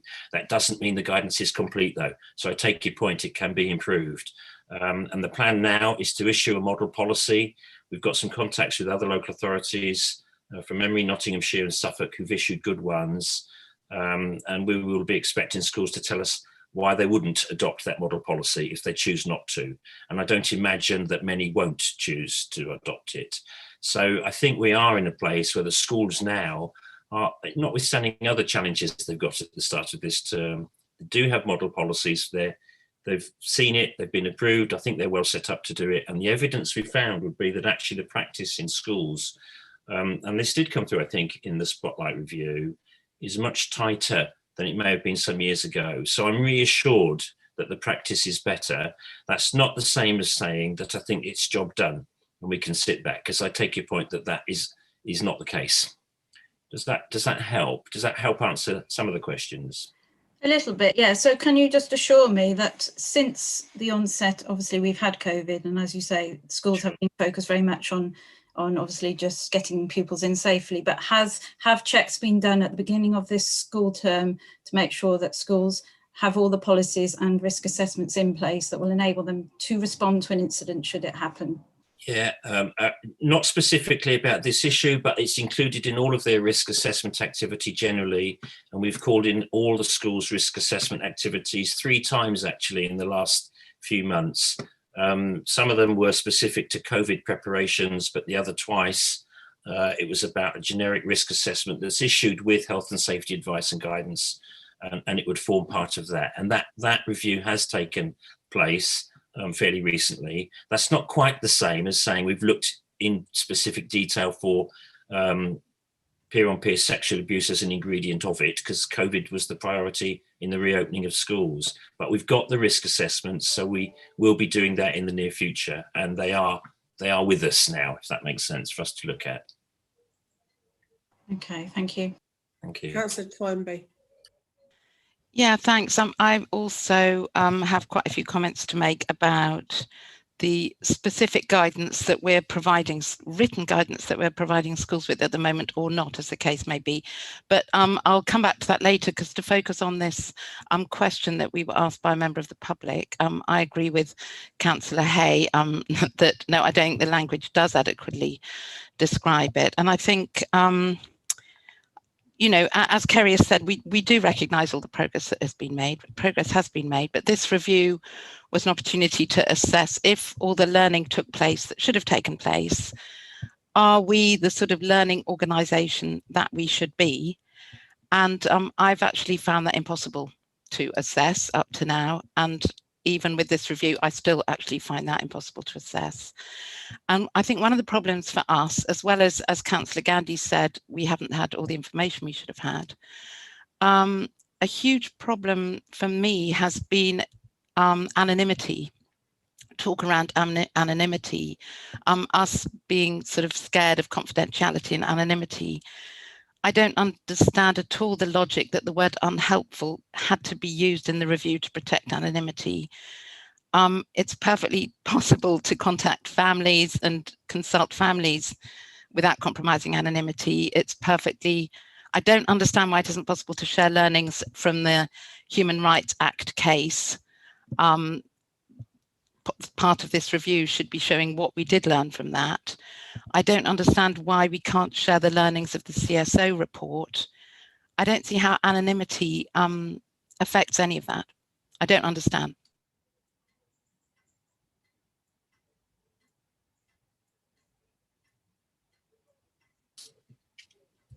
Do you want me to comment back on that, Chair? Yes, please. Yes, please. Okay, so the anonymity was because we were trying to find language that actually didn't identify individual cases here as a genuine attempt to protect the families concerned. I struggle, if I'm honest, to see what the issue with that word is, in terms of it makes clear that not sharing the recommendations of the CSO report was unhelpful.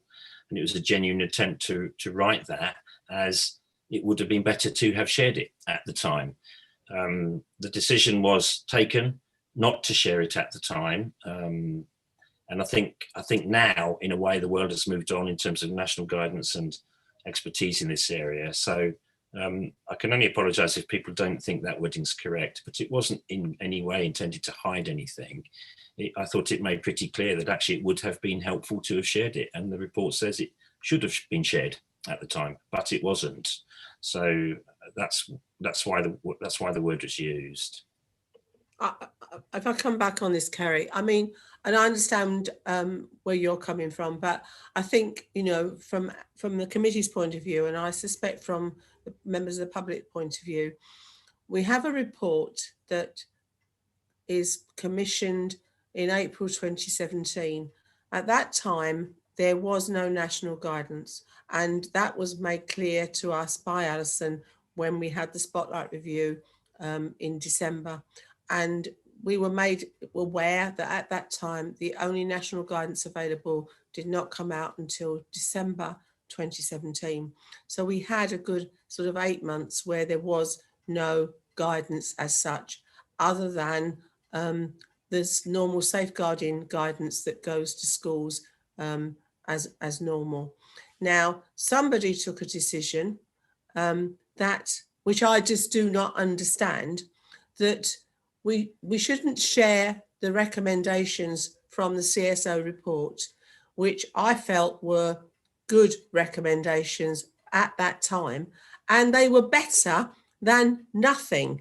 And even if we felt, and somebody apparently, according to the report, decided that the reason we shouldn't share them was because they were not robust enough. Now, I don't know why they were not robust enough, but if you've got nothing, I mean, it's a bit like meeting a starving man and you've only got half a loaf of bread and saying, I'm sorry, I can't feed you because I've only got half a loaf of bread. I haven't got a whole loaf of bread. We could have issued those recommendations and that risk assessment. We could have issued it at that time as a temporary measure until we had something in place ourselves. Now, and the report clearly says that as soon as possible, the local authority should produce a policy. Now, you know, we're 3 years down the line and we've got a recommendation for a policy. And I just cannot understand where this went wrong and why we felt that this report, these recommendations were not appropriate when we actually didn't have anything. And that was compounded really by the fact that from every step after that, when we addressed it at the Spotlight review, no mention was made of the fact that there had been this report that was done with recommendations and a proposed template of a risk assessment, which we could have considered. Now, and the reasons being given were afterwards were the fact that it was not our report. It was our report. We paid for it. It was our report. I just, it really does make me wonder what on earth, whoever it was, and I recognise that the person who made this decision may well have left and gone somewhere else now. And I do recognise that you yourself cannot comment on what was in the mind of the person who thought that this was not robust enough. But for me, and I suspect for the rest of the committee, I just can't accept that as a reason for not circulating those recommendations at that time. I really can't.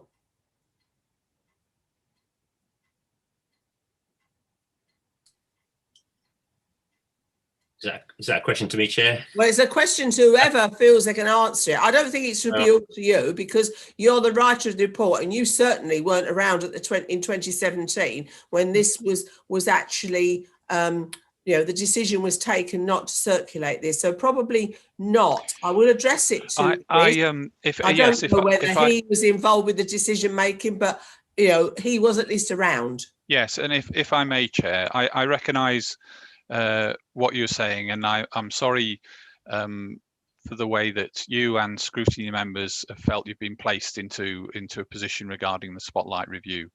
I'm sorry about that. The information about the 2017, as we said, was given verbal briefings, and we should have done more. And as you say, we should have issued what we had at that time. There were other risk assessment tools around. But I recognise that we should have been stronger and clearer, both in terms of what we issue and the written guidance and policy at that time.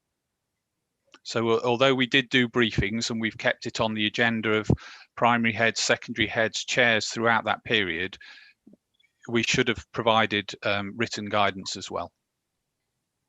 And can you explain to me why it was so difficult for scrutiny to get a redacted copy of that report?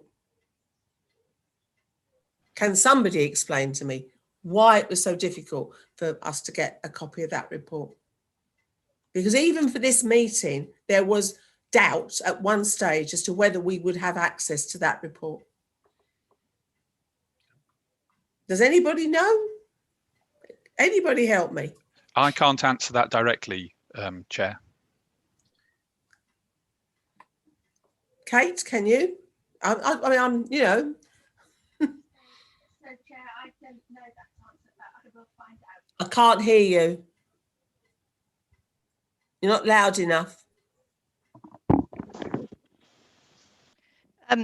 Chair, I don't know that answer, but I will find out for you and come back to you and the committee.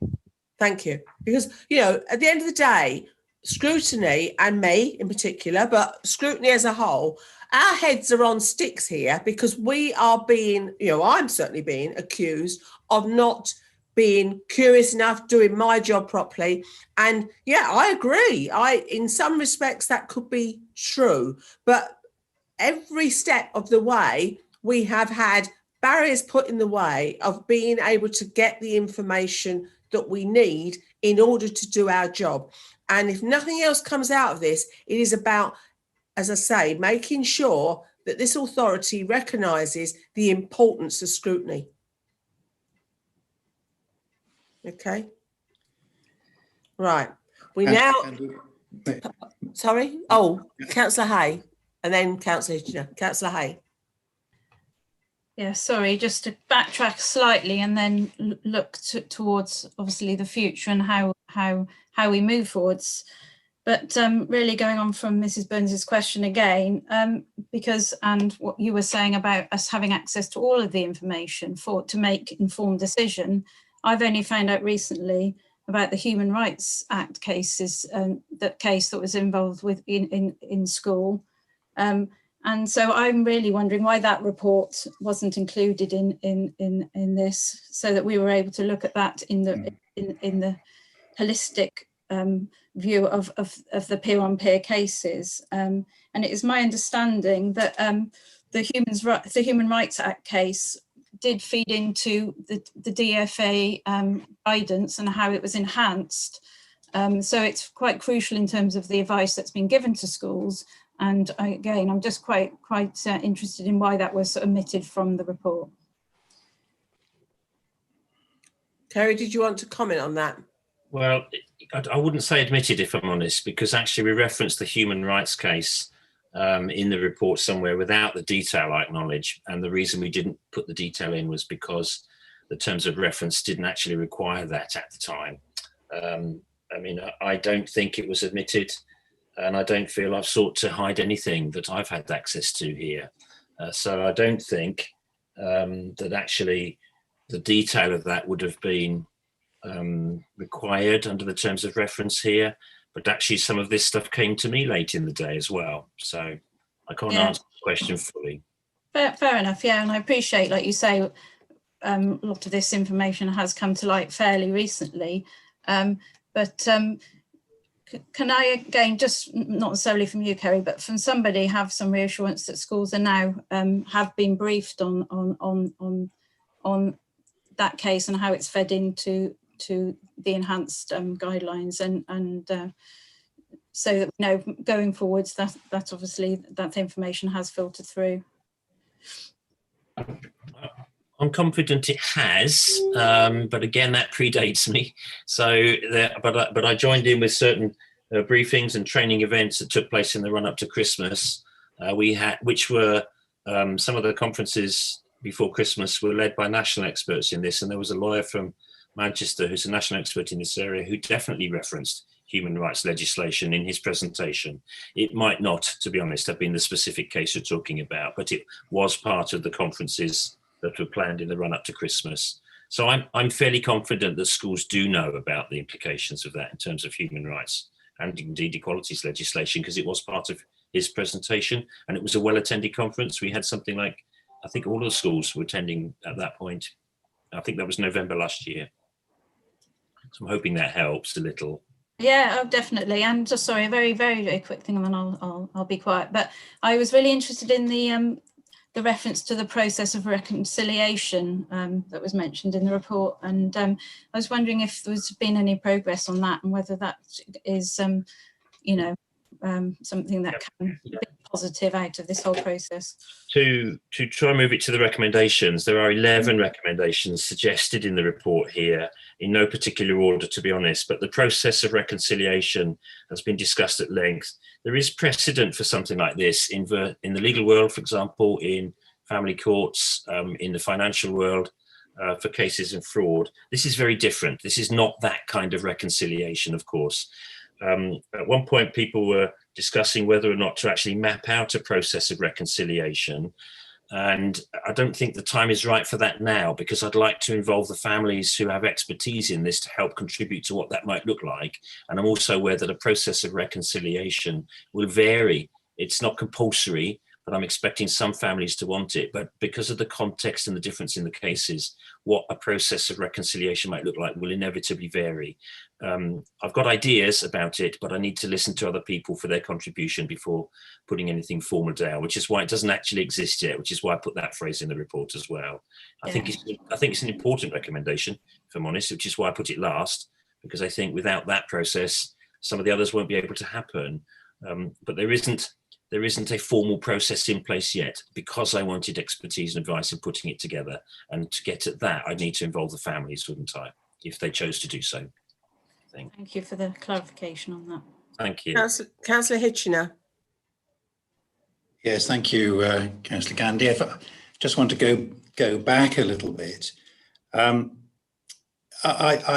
picked up that one of the reasons given for the report, the CSO report, not being shared was that it didn't belong to the council, and I find that an extraordinary thing to say, because as far as I know, we're supposed to act in the best interest of the child, and that is something which should trump almost everything.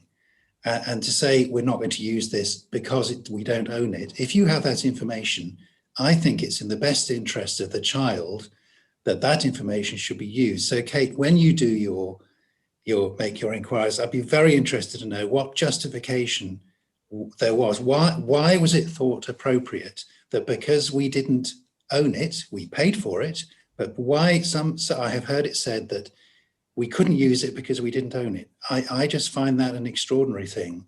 And, 3 years ago, it might have been that it was thought that was an appropriate reason, but I would hope that in the council now, that in the best interest of the child are at the very forefront of all the people who are involved with children. Yes, and I agree with that entirely. I think we've probably answered both Ms. Trumper and Mrs. Burns's question. So I'll now move on to Councillor Graham Andrews. Yeah, sorry, I've a question, maybe a recommendation as well, perhaps, is that I get quite disappointed I'm very disappointed when I hear things like, we are confident that the schools will adopt this, or we are confident that the schools will do it. I don't think you should be confident. I think you should know. You should know exactly which school is adopting this policy and which school is saying they are not going to. And if they're not going to, why are they superseding the document that you're going to give them? And what is their document that is better than the one that you're actually providing them to follow? And I don't think it's acceptable for us to be saying we're confident. I think you must know who those schools are. Okay. Sorry, Carrie, you can answer if you like. Sorry, Councillor, I absolutely agree, and that is the plan. We will be issuing a refreshed, up-to-date, new, current model policy. We will know which schools are adopting it and which schools aren't.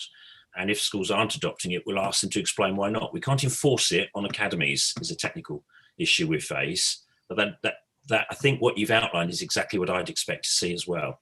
I think by December this year was the nominal timeline for that to happen. Okay. That's great you put that timeline in at the end, because obviously I'm going to ask for that. Can I ask for it and everything going on? But by the end of December, if you have a definitive list of the schools that have done it, and if they are academies, well, they are businesses, they can come back and they can tell us how they supersede that. And then perhaps they'd like to share that document with us on why it's a higher value than the one we're currently offering. And that's possible. That's completely possible that'll be there. But I think you need to put that into a recommendation to make sure that we are definitely attaining that level. We have a great opportunity to define a really high level document here and to protect our children. And if the rest of the country want to follow us, then they can follow us. But we should not miss this opportunity to really define a high level quality document and take the schools to task. I couldn't agree more. Thank you. Is that it, Graham? Yeah, sorry, yeah. I'll have another moment, Carol. It's all right, yeah, you have another go later. Councillor Howells.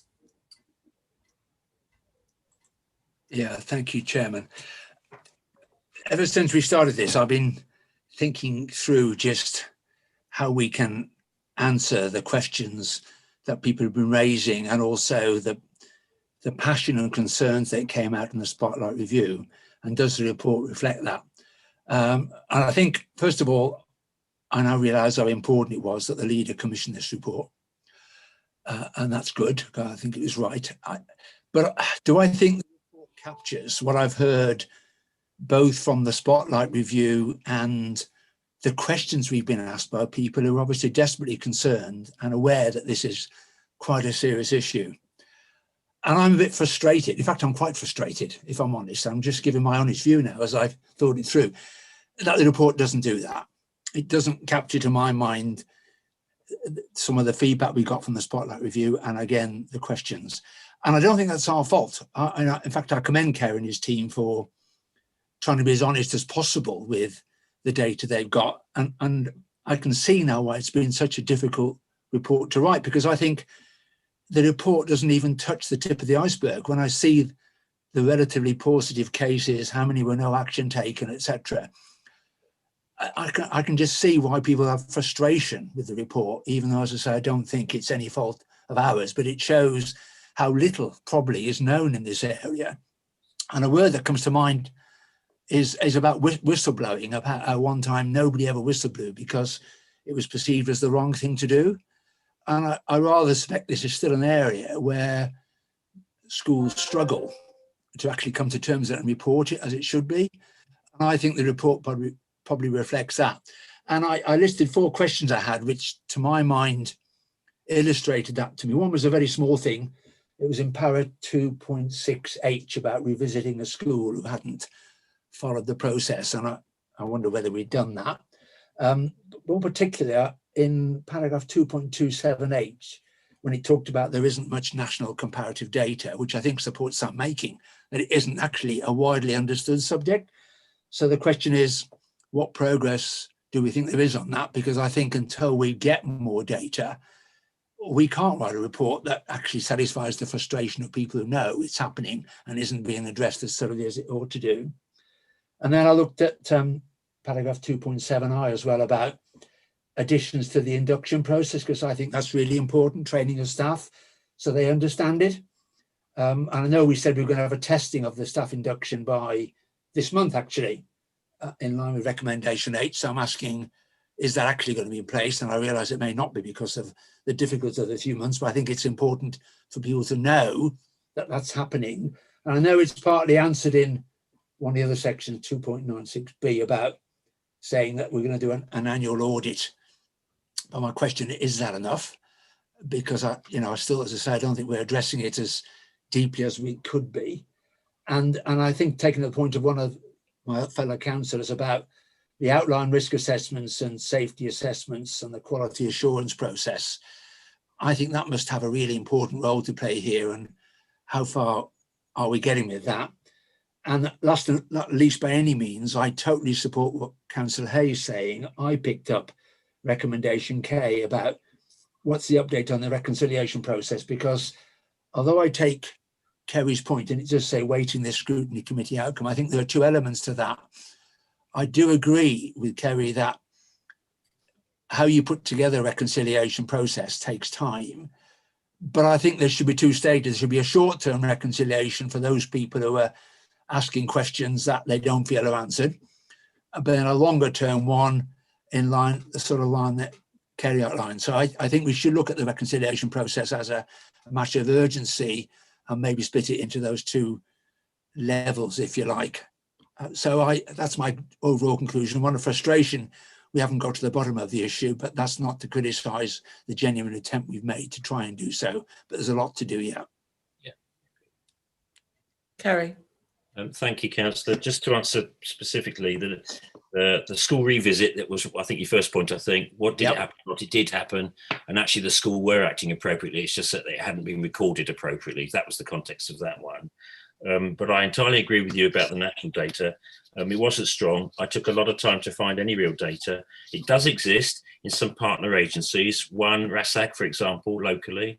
And I want to make a comment about them in a minute, if I may.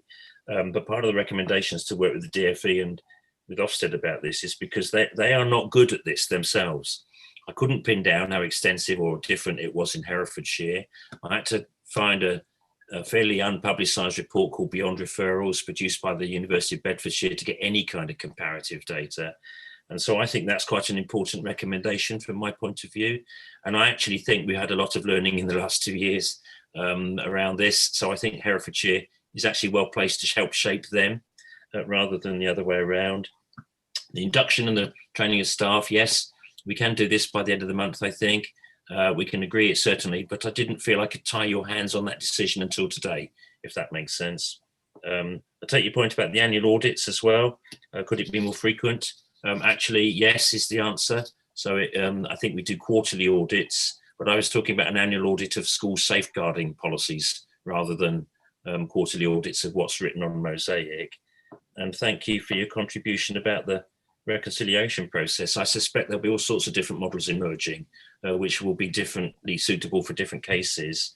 And the QA work that we mentioned, I absolutely agree. And that's a big part of the role of the new education safeguarding officer, who will be asked to do that. And she has taken up post now. So some of that work will be starting in the next, if it hasn't already started, in the next few days. So thank you for those comments. Councillor Paul Andrews.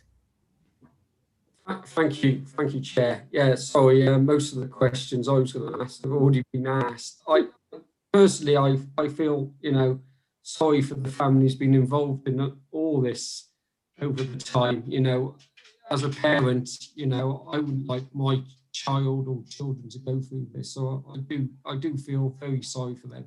But we got to move forward and learn by, mistakes or mishaps. But that's basically it. But let's see what happens. Let's move forward and make sure things like in the past don't happen in the future, and protect our children. Sorry, that's all I was going to say. Councillor Toynbee. Thank you. Yeah, I've just got a question following on from about guidance for schools, which is something I'm particularly interested in. And it's good to finally hear acknowledgement that briefings and training and PowerPoint are not enough. I've been asking for a while for a copy of what do we hand schools as guidance, specific Herefordshire-based guidance for schools. What do you do if X, Y, Z happens in your school? And I'm still waiting for one. So looking at the recommendations in the review, there seems to be a little bit of confusion between recommendations B and J, a little bit of confusion between policy and guidance. So as I understand it, policies are the school's business. We can, provide model policies, but it's up to the school what policies they adopt. But that's policy. Guidance is what we should be providing county-specific guidance with a really decent flow chart that relates to local organisations, where we can map, we can monitor live cases, something really, really concrete that I really hope will come out of this. And it's not clear enough yet, and it's too blurred still, in my opinion, between what is policy and what is guidance. We have learnt a lot. There has been a lot of learning in here, and I agree with Kerry that this is an opportunity to come up with something that's very, very good if we use the experience of local families and local organisations. Yeah. Can I? Yeah. Yes, Kerry. Thank you, Councillor. Two comments really. One is I was just flicking through my notes for what I'd actually put in recommendation J. That's the one about issuing guidance and policy, isn't it? Which is, I think, important. That is in hand. That will be issued, and we will be checking that schools will be using them. And if not, why not is the question. That paragraph was intended to say that good practice exists out there in a couple of local authorities. I suspect we could better that, if I'm honest, given the learning that's gone on in the last year. But that is good in its own right. And actually, we should be making clear to schools what we would expect to see in their policy if they choose not to adopt ours, if that makes sense. In terms of issuing a flowchart or process map to schools, there is a flowchart already issued to them. They do that, and part of the audit work does ask them whether that's routine. So there is a flowchart. I think it might even be in the pack here. But the other thing to pick up on, I mentioned it briefly in an answer and didn't give enough detail about RASAC, because I put in the report, one of the recommendations is the council should consider working with other agencies and resourcing them accordingly. And I had those as one of the ones in mind. I didn't feel I could write them into the report because I haven't asked them yet whether they want to do it, but they clearly have a lot of expertise, and they do hold comparative data in a way Ofsted and the DfE don't, I think. But that would be one of the things that I would hope you would be supportive of. And by resources, I use the word resources because I didn't necessarily mean funding, although you might wish to do that as well. It's actually putting in time and people as much as money for this. So they are exactly one of the agencies I had in mind in that sentence. Couldn't name them because it was up to you to tell me whether you think that's an appropriate thing to do. And anyway, we hadn't spoken to them about it. So, but yeah, I mean, that they clearly have expertise that we need to lean on, I would suggest. Kate, do you want to say something? Thank you, Chair. 2 points I wanted to clarify, if I may, please. First of all, understandably, your frustration and anger about access to information. So what I have just agreed with the monitoring officer is that if you are refused access to information, then please raise that with her directly, and Claire will pick that up. Going forward, I will make sure that I am at all these meetings, I'm at all these meetings, and also if I'm not able to make that meeting, then the head of children's legal will also be here as well, so that you can raise those direct questions with us. And if we need to clarify and confirm with Claire, then we can do that on your behalf as well at that meeting going forward. Because I think for members of the committee and the wider membership of the council and for members of the public, they just could not understand any more than I could why we could not have access to a document which we'd paid for. And even if we hadn't paid for it, as Councillor Hitchin has said, it was something which would help to safeguard our children, and therefore it was an important document. And we've we are where we are on that. Yeah, I'll come back to you on that specific point. In relation to the HRA case that has been referred to by members, and I thought it would be helpful just to clarify what I know about the case. There was a case involving a Hereford school. It was issued against the school. It wasn't issued against the local authority, but there was never a determination made by a court and that's all I can say on that. But there was no determination made by a court in respect of the claims issued against the school. So, okay, Councillor Andrews, Graham Andrews. Yeah, hi Kerry. I'm going to take you back to the flowchart and the audit discussion that we had just now. So I like the flowchart in the back of the document, really good. Appendix 1, nice, goes through.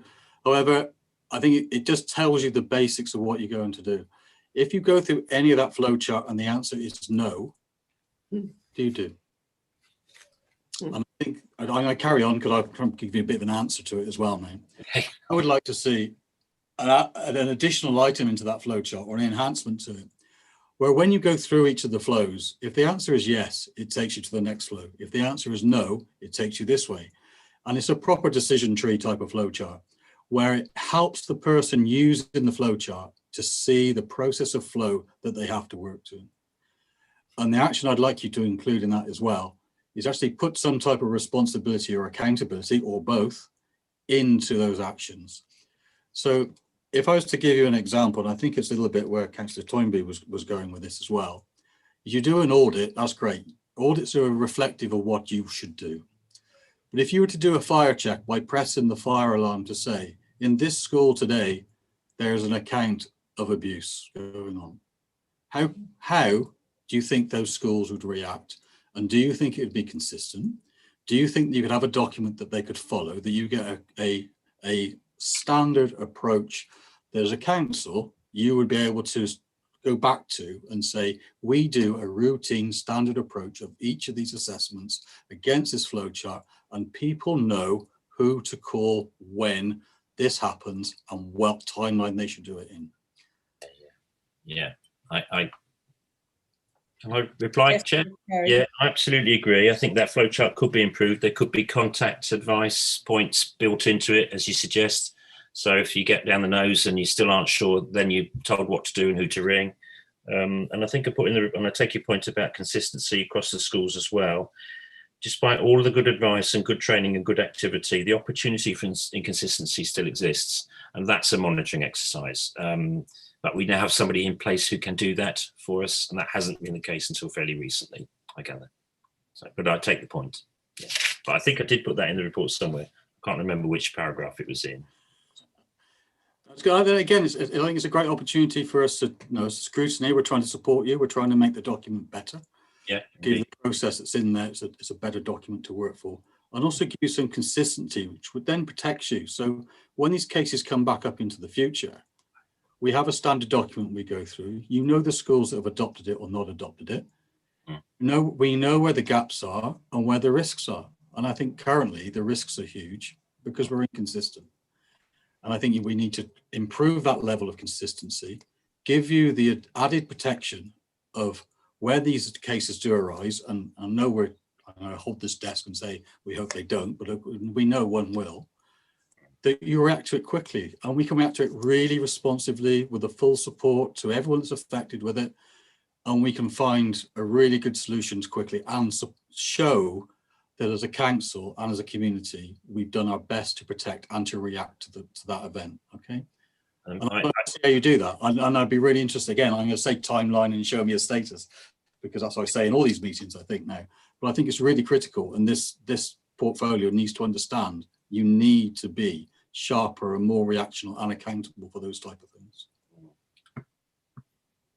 I don't disagree. And actually, one of the recommendations is about a schools network of support, so schools know exactly what to do if and when, which I think is part of what you're asking me about there. If I could just make a couple of points. One, I think we just need to recognise that, you know, looking at the data we've got available to us and bearing in mind that some peer-on-peer abuse cases will not go through MASH at all. And we will not necessarily know about them because the child involved has taken the decision, along with perhaps the parents, to just keep quiet about it. We have got, at the present moment in time, a report going through MASH about every 6 weeks, according to your figures that you've got here. Now, that is quite significant, I think. And I think one of the issues for me is that on 1.3, where you talk about establishing robust processes, that you put the review crucially establishes that no children were put or left at risk. Now, I don't know what you mean by that. If you mean physical risk, that may be correct, because there may be evidence to support the separation of young people, which ensured, to the best of our ability, that they were not put at physical risk. What I don't think we can say, and I don't think we could ever say, that no young person has been put at either emotional or psychological risk and might continue to do so for the rest of their life. And so I think that that particular statement perhaps needs to be explained, but I don't think as it sits that it is right. Yes, Kerry? Yeah, thank you, Councillor Chair. That part is part of the historic review bit, so I was heavily constrained by the terms of reference, really, at a very specific period. So there was no evidence that children were put. Yeah, but there was no evidence that they weren't. I mean, how do you evidence the psychological or emotional harm that's been done to a young person who's been the subject of peer-on-peer sexual abuse? I don't know how you'd evidence that. You don't know. You could do if the notes on Mosaic were clear and crisp. Well, no, you can't, because it's very subjective, isn't it? I mean, you can't. I just don't understand how you can. Anybody that has been anybody that has been subjected to sexual abuse will have, 9 times out of 10 will have an ongoing emotional or psychological effect upon them, probably for the rest of their lives. So just because it's not on Mosaic, and I don't know how you would, I mean, it might not even demonstrate itself a couple of years later, but I just don't think we can ever say that no child has been put at risk. I just think that we might be able to, hopefully be able to say, with everything we put in place, that we believe we've done everything we can to avoid them being put at physical harm, but emotional and psychological, I just think that is impossible. With respect, I don't think I was trying to say that there. What I was saying, the 28 cases that we were looking at under the terms of reference, that's what I was referring to in that paragraph, because it's part of the historic element of it. I take your point about the other risks, and also if you look at the Beyond Referrals report, around half of incidents of peer-on-peer sexual abuse never get disclosed anyway. No, and I think that's what you're referring to. No, yeah. I'm not really. Perhaps I'm not making myself clear, really. And what I'm saying is, I think looking at the historical cases, you probably you probably believe that the evidence that you have seen demonstrates that no young person was put at physical harm. What we cannot say is that no young person who between 2017 and 2019 who was subjected to peer-on-peer abuse has suffered from emotional or psychological abuse effects. We can't say that because we don't know. It's impossible. I just make the point. And the other point I wanted to make was, and this isn't a criticism of you or us, is the fact that we talk about the fact that national guidelines quite clearly state now, therefore there are separations arrangements which must be continued for as long as is necessary.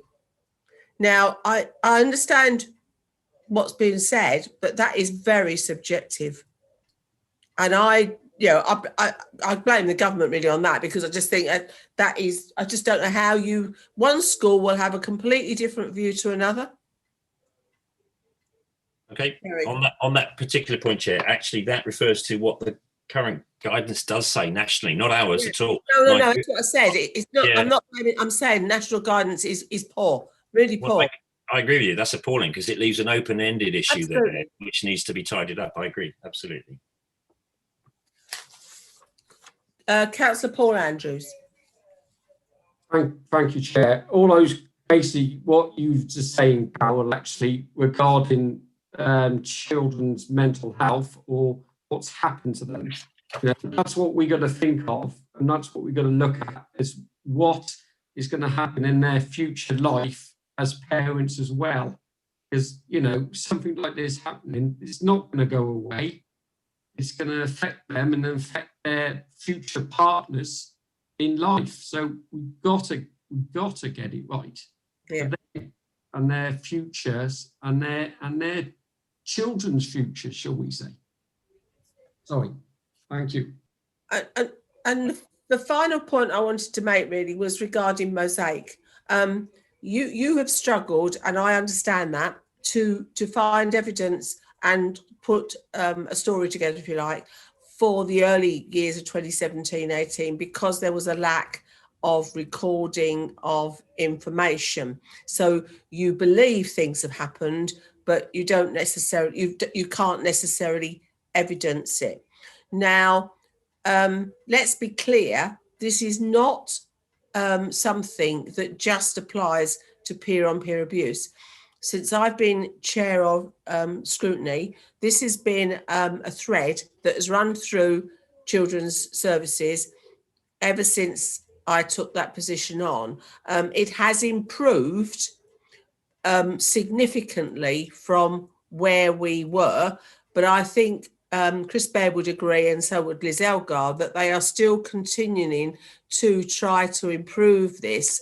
We have provided technology to make it easier for social workers, but we still come up against the lack of recording on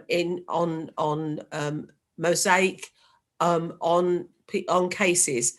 And my concern, I think, you know, and I know the officers are doing their best to tackle this, but my concern is every time we come across an issue such as the issue we're discussing today, we are likely to run into the difficulties of saying at some stage, you know, we can't be absolutely certain about this because there is a lack of recording of the actions that were taken, although we believe they were taken.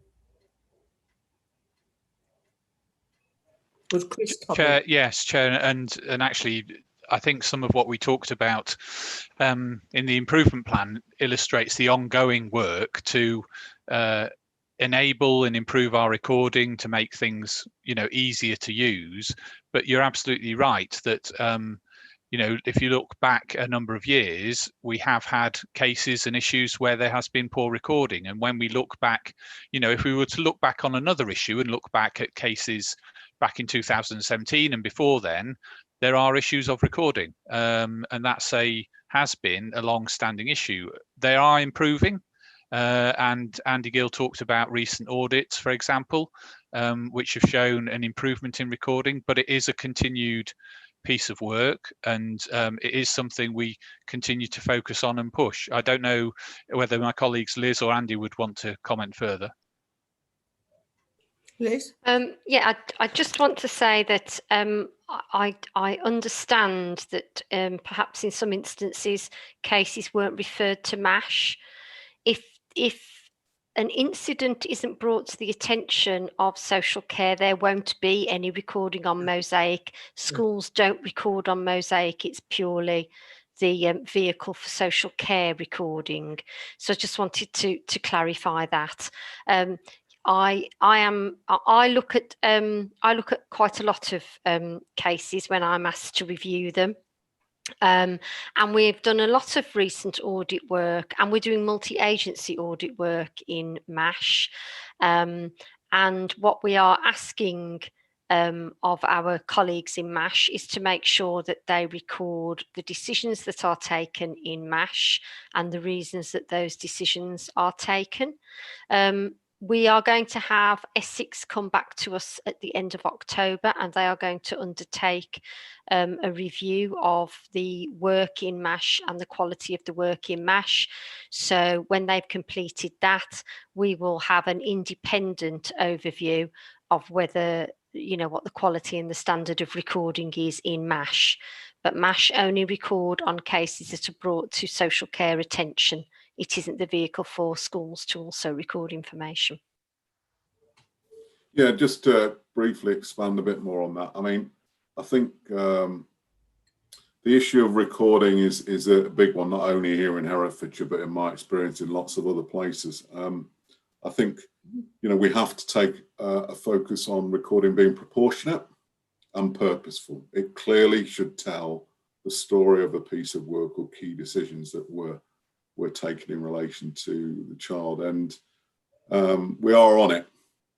We are on it, I think, in terms of what good looks like, and we at the moment we're looking at new technology, for instance, the Otter app, to enable social workers to use technology to get more of a accurate recording of particular pieces of work or meetings.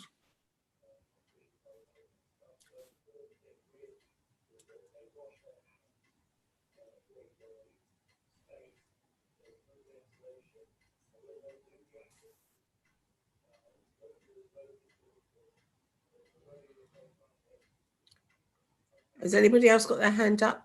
No. I mean, I think from the point of view of this committee, we need to raise the role of what this committee does going forward, and we need to have oversight through performance reporting. So that is something that we must do. Yeah, we do have performance challenge, but there are certain things that I think we need as a committee to be really homing in on, which we haven't perhaps so much in the past. Graham is definitely a process man, and he's very good at that. And I think there's a lot we can learn as a committee from Graham. But I do think that that's something we do need to do. Graham, you've got your hand up. Do you want to speak? Yeah, what I was going to say, and it is on process again, Kerry, so you're going to pick this one up as well, but I'm sure Chris and everybody else can help you on this as well. So in those recommendations, all right, nice healthy list, everything's on there. I know you've put some projected dates of where you've put those dates in there. I know, are they dates that you think they're achievable, or are those agreed dates already that the rest of this meeting we've given you lots of other things to go and do? So we priorities. My understanding is that the cabinet briefing asked for some dates to be put in. I'm sure David would have contradict me if I'm wrong. Asked for some dates to be put in because there wasn't any. And and if we feel those dates are not achievable or we want to change those dates, we can recommend to change those dates. Is that correct, David? Yes. Okay. So they're not set in stone. They're it's just that David rightly wanted time frames on them. Good. Well, I'd like to see them set sort of similarly written in pencil on a stone first, and then we can agree that they are in stone.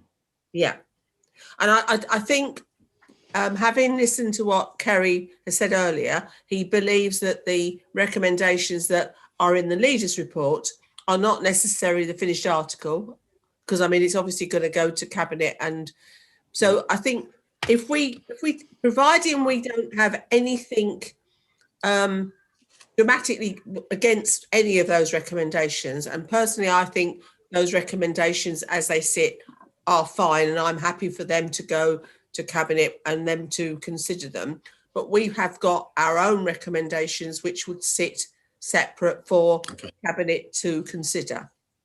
Is that okay with members? Could everybody just show me their hands that they're happy with that? Philip? Yep. Yep. Yep. Right, that's okay. We've got, but at least we've got something there. Now, right, so I'm just going to finish off. And so my next bit then, sorry, Kerry, is where you have the existing cases that are in there, and within the figures that are there are some cases that are still open, and in there, are we still progressing those cases, and are they in a quick enough timeline to get them through the hoops as well, so they can come to a level of completion or a level of stability? Because I'm aware not everything can go to completion because everybody has their own personal lives for it, but we can at least try to assess them to get them to be stable. So are we happy, and are we really, really confident? I'm going to say, I don't like using the word confident, but that we've got all the existing cases that are currently in the book into a position of stability using the frameworks that we now know that your report has highlighted we should have in place, and Chris Baird's team and the rest of your colleagues are now working towards this improved structure. Yes, Kerry. Just thank you, folks. Just two comments. One is about the dates that have gone in for each of the recommendations. They were an attempt to be pragmatic, really, after the request for dates, because some of those recommendations don't easily sit automatically under our control. So some of them, for example, are influencing DFE and Ofsted. I can't put a deadline on that you could hold us to, but it's a sensible, pragmatic attempt to put a deadline on it. And others, I think, by the end of the month, are fairly brisk. But in terms of progressing the cases you ask about, Councillor, yes, I am confident about that, but not all of them sit under our control. For example, there are one or two open to the police where we're awaiting a decision from the police, for example. So there is an element of having to wait and see on that. And therein lies the problem about, the problem there is about how quickly you can expedite something that's outside of your control, if that makes sense. So there is an element of pragmatism about those dates. But in terms of the cases, yes, we can do it. Notwithstanding that some of them sit outside our control. And the other problem about that, of course, is national guidance doesn't set a timeline on any of this decision making. So if a case sits with the police, it can take quite a long time before that is concluded. And that was picked up in the report about one of the issues about how national guidance leaves a very open-ended element to this, which is unfortunate, really. I think that's wrong. All right, Councillor Toynbee.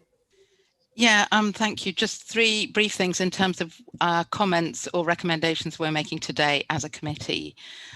Firstly, I think I agree we should record that we do not accept that the review has established that no children were put or left at risk, because I think we agree on that. Secondly, in terms of recommendations we're making, we know that the impact of peer abuse is absolutely huge for children and their families. So I'd like us to consider, I think we need a really properly structured response plan for engaging with families and supporting children and young people beyond the incident, and ongoing support beyond the incident. And thirdly, just to kind of wind up, I want to thank all the members of the public who haven't given up in the face of, officer speak, sorry to be rude, but, what can really sound like counsellors coming their way. And because of their persistence, we've got this review. I'd like to thank the leader for commissioning it. And I think we've seen from today's debate that it was necessary because it has finally sort of begun to get to the bottom of issues that we really need to discuss. As the chair said earlier, we as a committee need information to be able to do our job properly. And so it's been good to have aired the fact that there were some obstacles in our way. And another obvious question for us as a committee is, as well as this particular issue, what wider questions have been raised by this review about how Children and Young People's Directorate has worked in the past, where I realised lots of people here today weren't around, how it's worked in the past, the culture of the organisation, and in the light of how our questions have been answered today as well. So we will continue to reflect on that. We've learnt an enormous amount over the past year, and we're more focused than ever on getting sharper and sharper in our role of scrutiny. Thank you. Thank you. And can I just, with regards to this business of performance, keeping an eye on performance, at the present moment in time, we have an agreement with the performance challenge meetings that the peer-on-peer abuse numbers will be reported to the performance challenge meetings, so that those of us, and that's the majority of the committee now, actually attend that, can see the numbers. And one of the recommendations that I would make would be that we have a sort of watching brief on that. And if we have any concern that the reporting rates are going up, then I would suggest that this committee has a report as to why we believe that is the case. I mean, when I say going up, I mean going up, spiking up, significantly.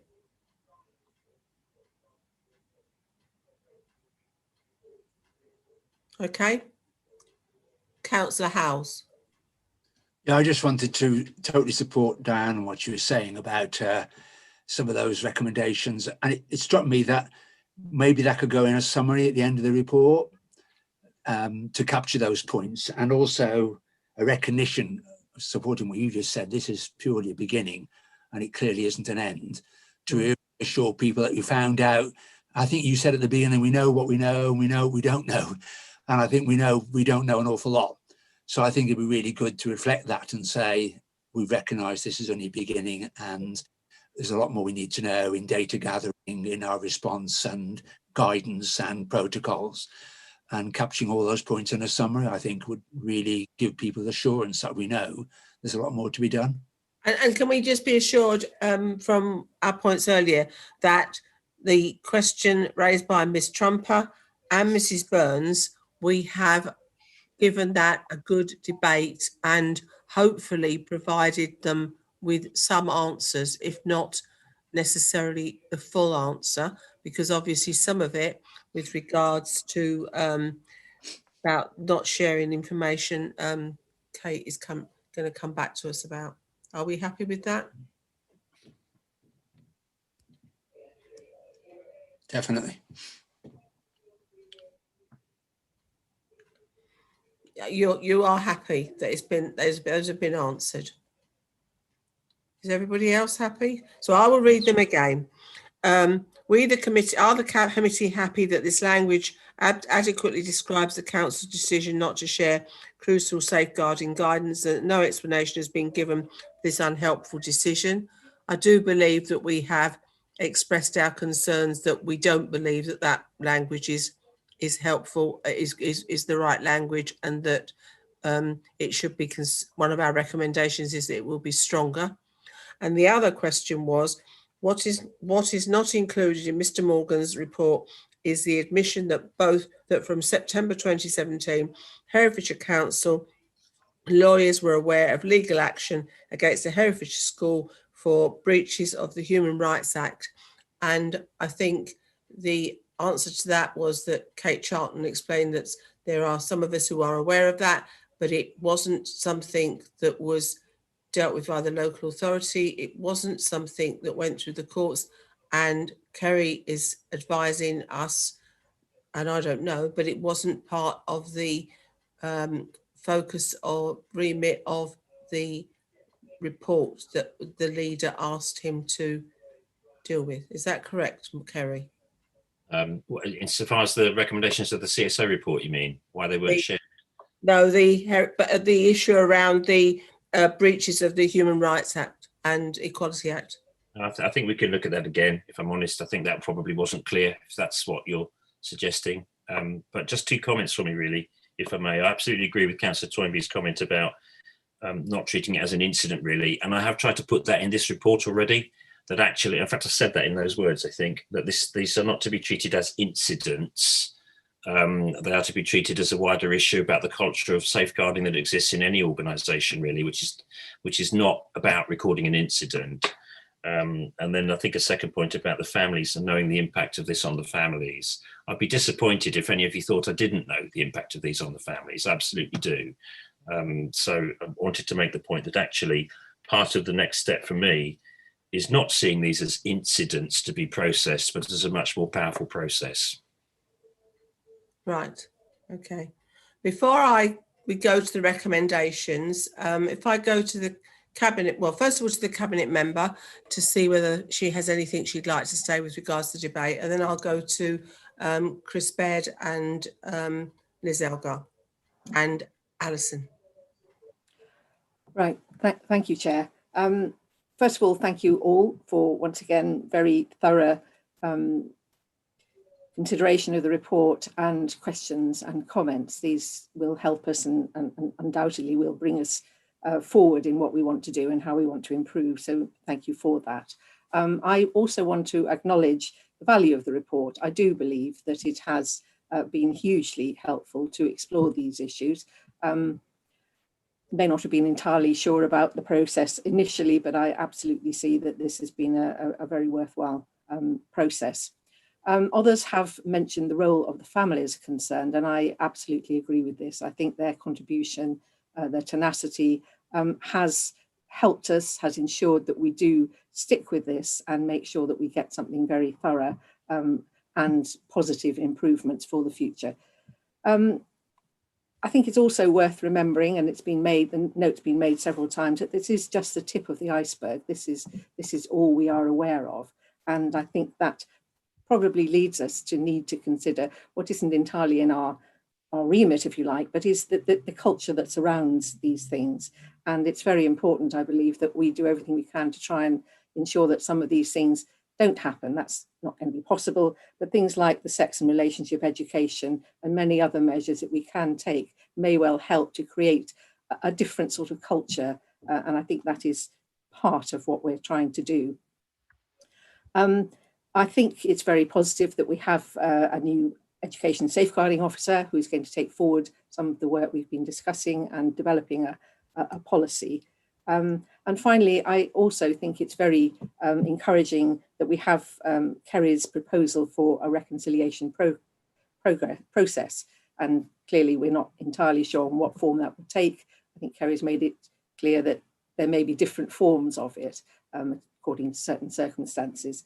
But I think it's a positive, forward-thinking way of approaching this and a way of making best use, if you like, of experiences and thinking not just within the council, but among families as well. So I'm very grateful for this. Thank you, everyone. And I think this is going to be a very, it's going to help us to take a positive direction in the future. Chris, would you like to say something? Yes, thank you, Chair, and thank you for all the comments, which will help us move forward, I'm sure, and also for the discussion and recognising the continued impact on children and families. And once again, thank you to them for continuing to contribute and to promote a deeper understanding of what's happened and what continues to happen for children and young people. I also would say that we will endeavour to do as much as we can to make sure that scrutiny is able to function effectively, and I and the officers I work with will be doing our utmost to ensure that you are able to provide that scrutiny role, and we do value it. Thank you. Liz, did you want to say anything? I'd just like to, if I could please, draw attention to the work that's been commissioned from the NSPCC. This is difficult sometimes for people to grasp, but with peer-on-peer abuse, there is someone who has been abused, and I completely agree with Councillor Toynbee that we have to find the relevant services to be able to offer ongoing support following an abusive event, and that may well be into adulthood. So we need to think through how we might commission services that may continue to support people after the incident onwards, and who knows for how long. We also need to think about what services and how we respond to the perpetrators of this abuse, who are also children. So that's something as well we must give some thought to, because what we would want to do is to alter the behaviour that has led to somebody to abusing their peer. And I would just ask that we don't ignore that in this conversation. And I'm not saying one is more important than another. I'm not saying that for one moment, but we do have to think about if there is an abusive act perpetrated by a child onto another child, whilst obviously the victim we have to give a huge amount of attention to, we also have to think about services for the person who's committed that act. Thank you, Liz. Alison, did you want to make any comment?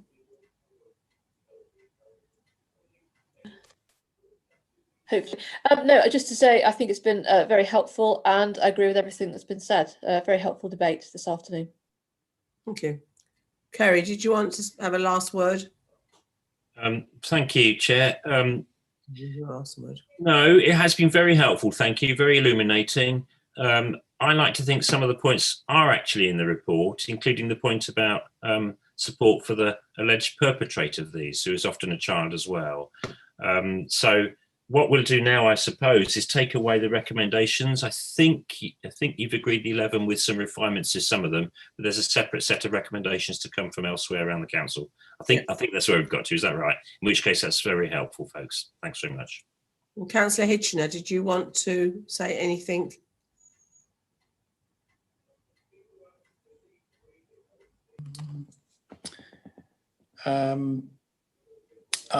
The help for the perpetrator, I think that's something that RASAC also concentrates on, which I think is interesting that they see that side. I think there's a societal issue, isn't there, really, with prosecutions for this kind of thing, that the figures are just atrocious.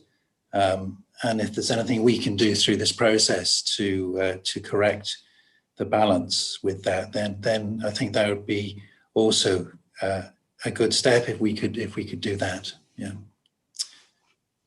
Right, thank you. Matt, are you able to put the proposed recommendations up on the screen, please?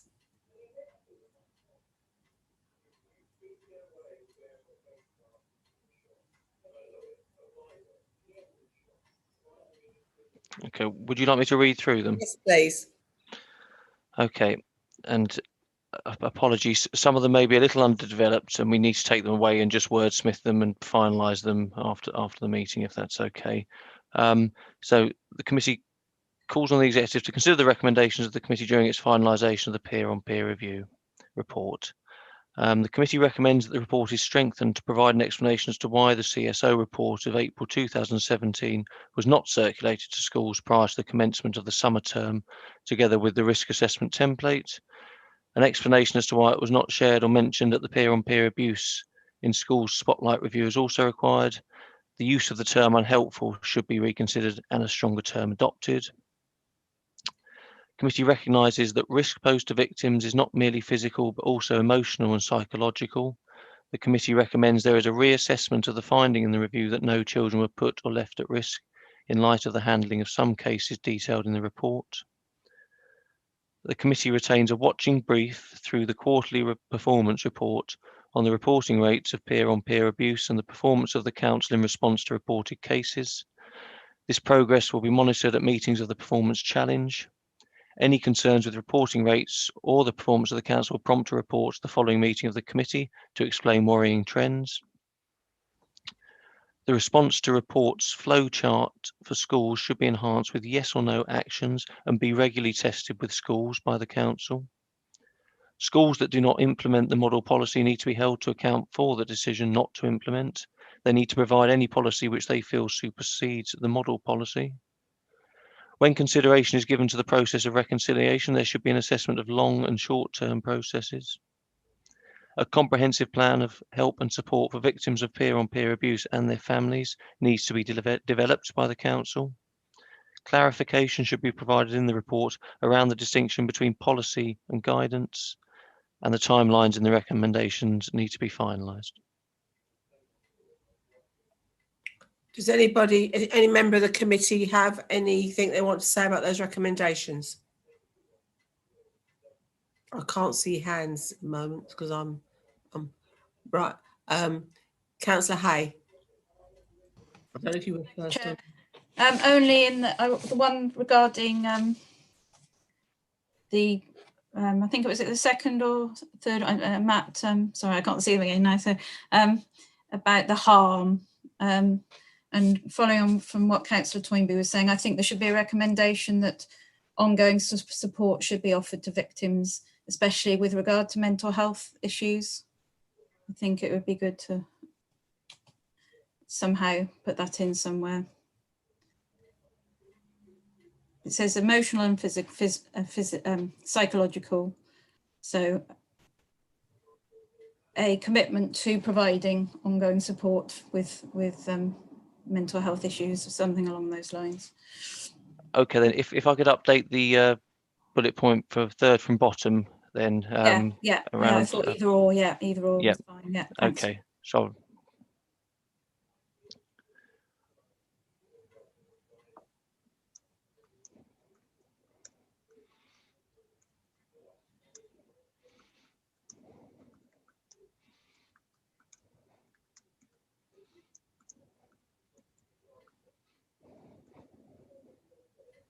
Is that okay, Kath? Yes, thanks, Chair. That's good. Yeah. There was another hand up. I can't see. Is mine, Carol? Graham. It's just on the last one, Mark, please. Is whilst we've put in about the timeline, can you also put in to have responsibility by title, please? Yeah.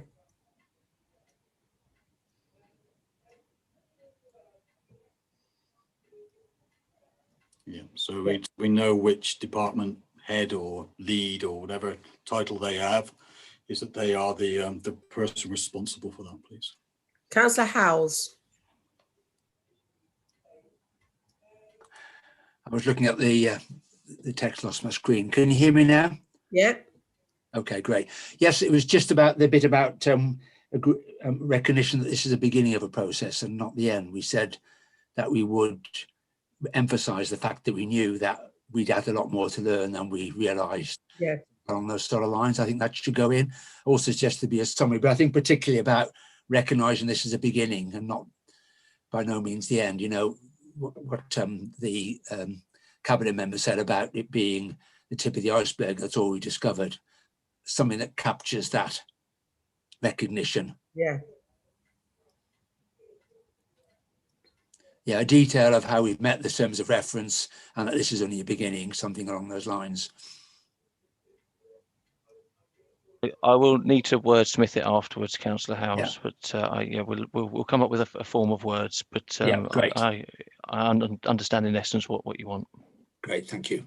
Has anybody else got their hand up?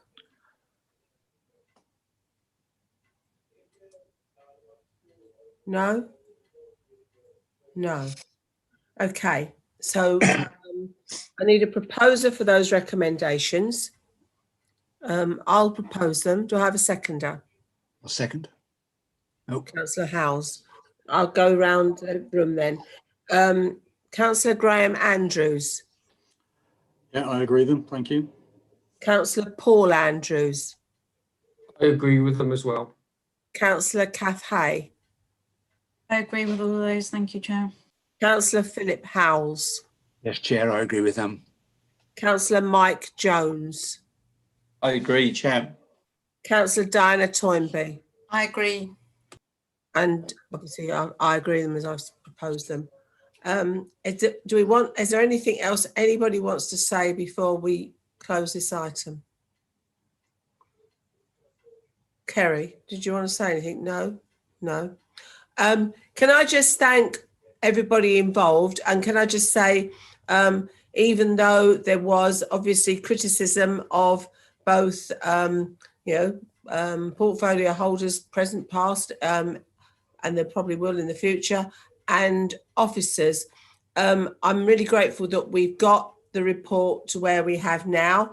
I just hope that there isn't anything else that is out there that we just do not know about. And I'm basing my faith that everything that is available, we have now had access to.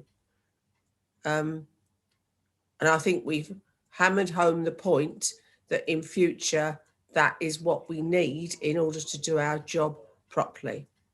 So I thank you for that. I now move on to item 11, which is the date of the next meeting, which is the 1st of December 2020, 1 p.m. Okay, finally, before I formally close this meeting, can I check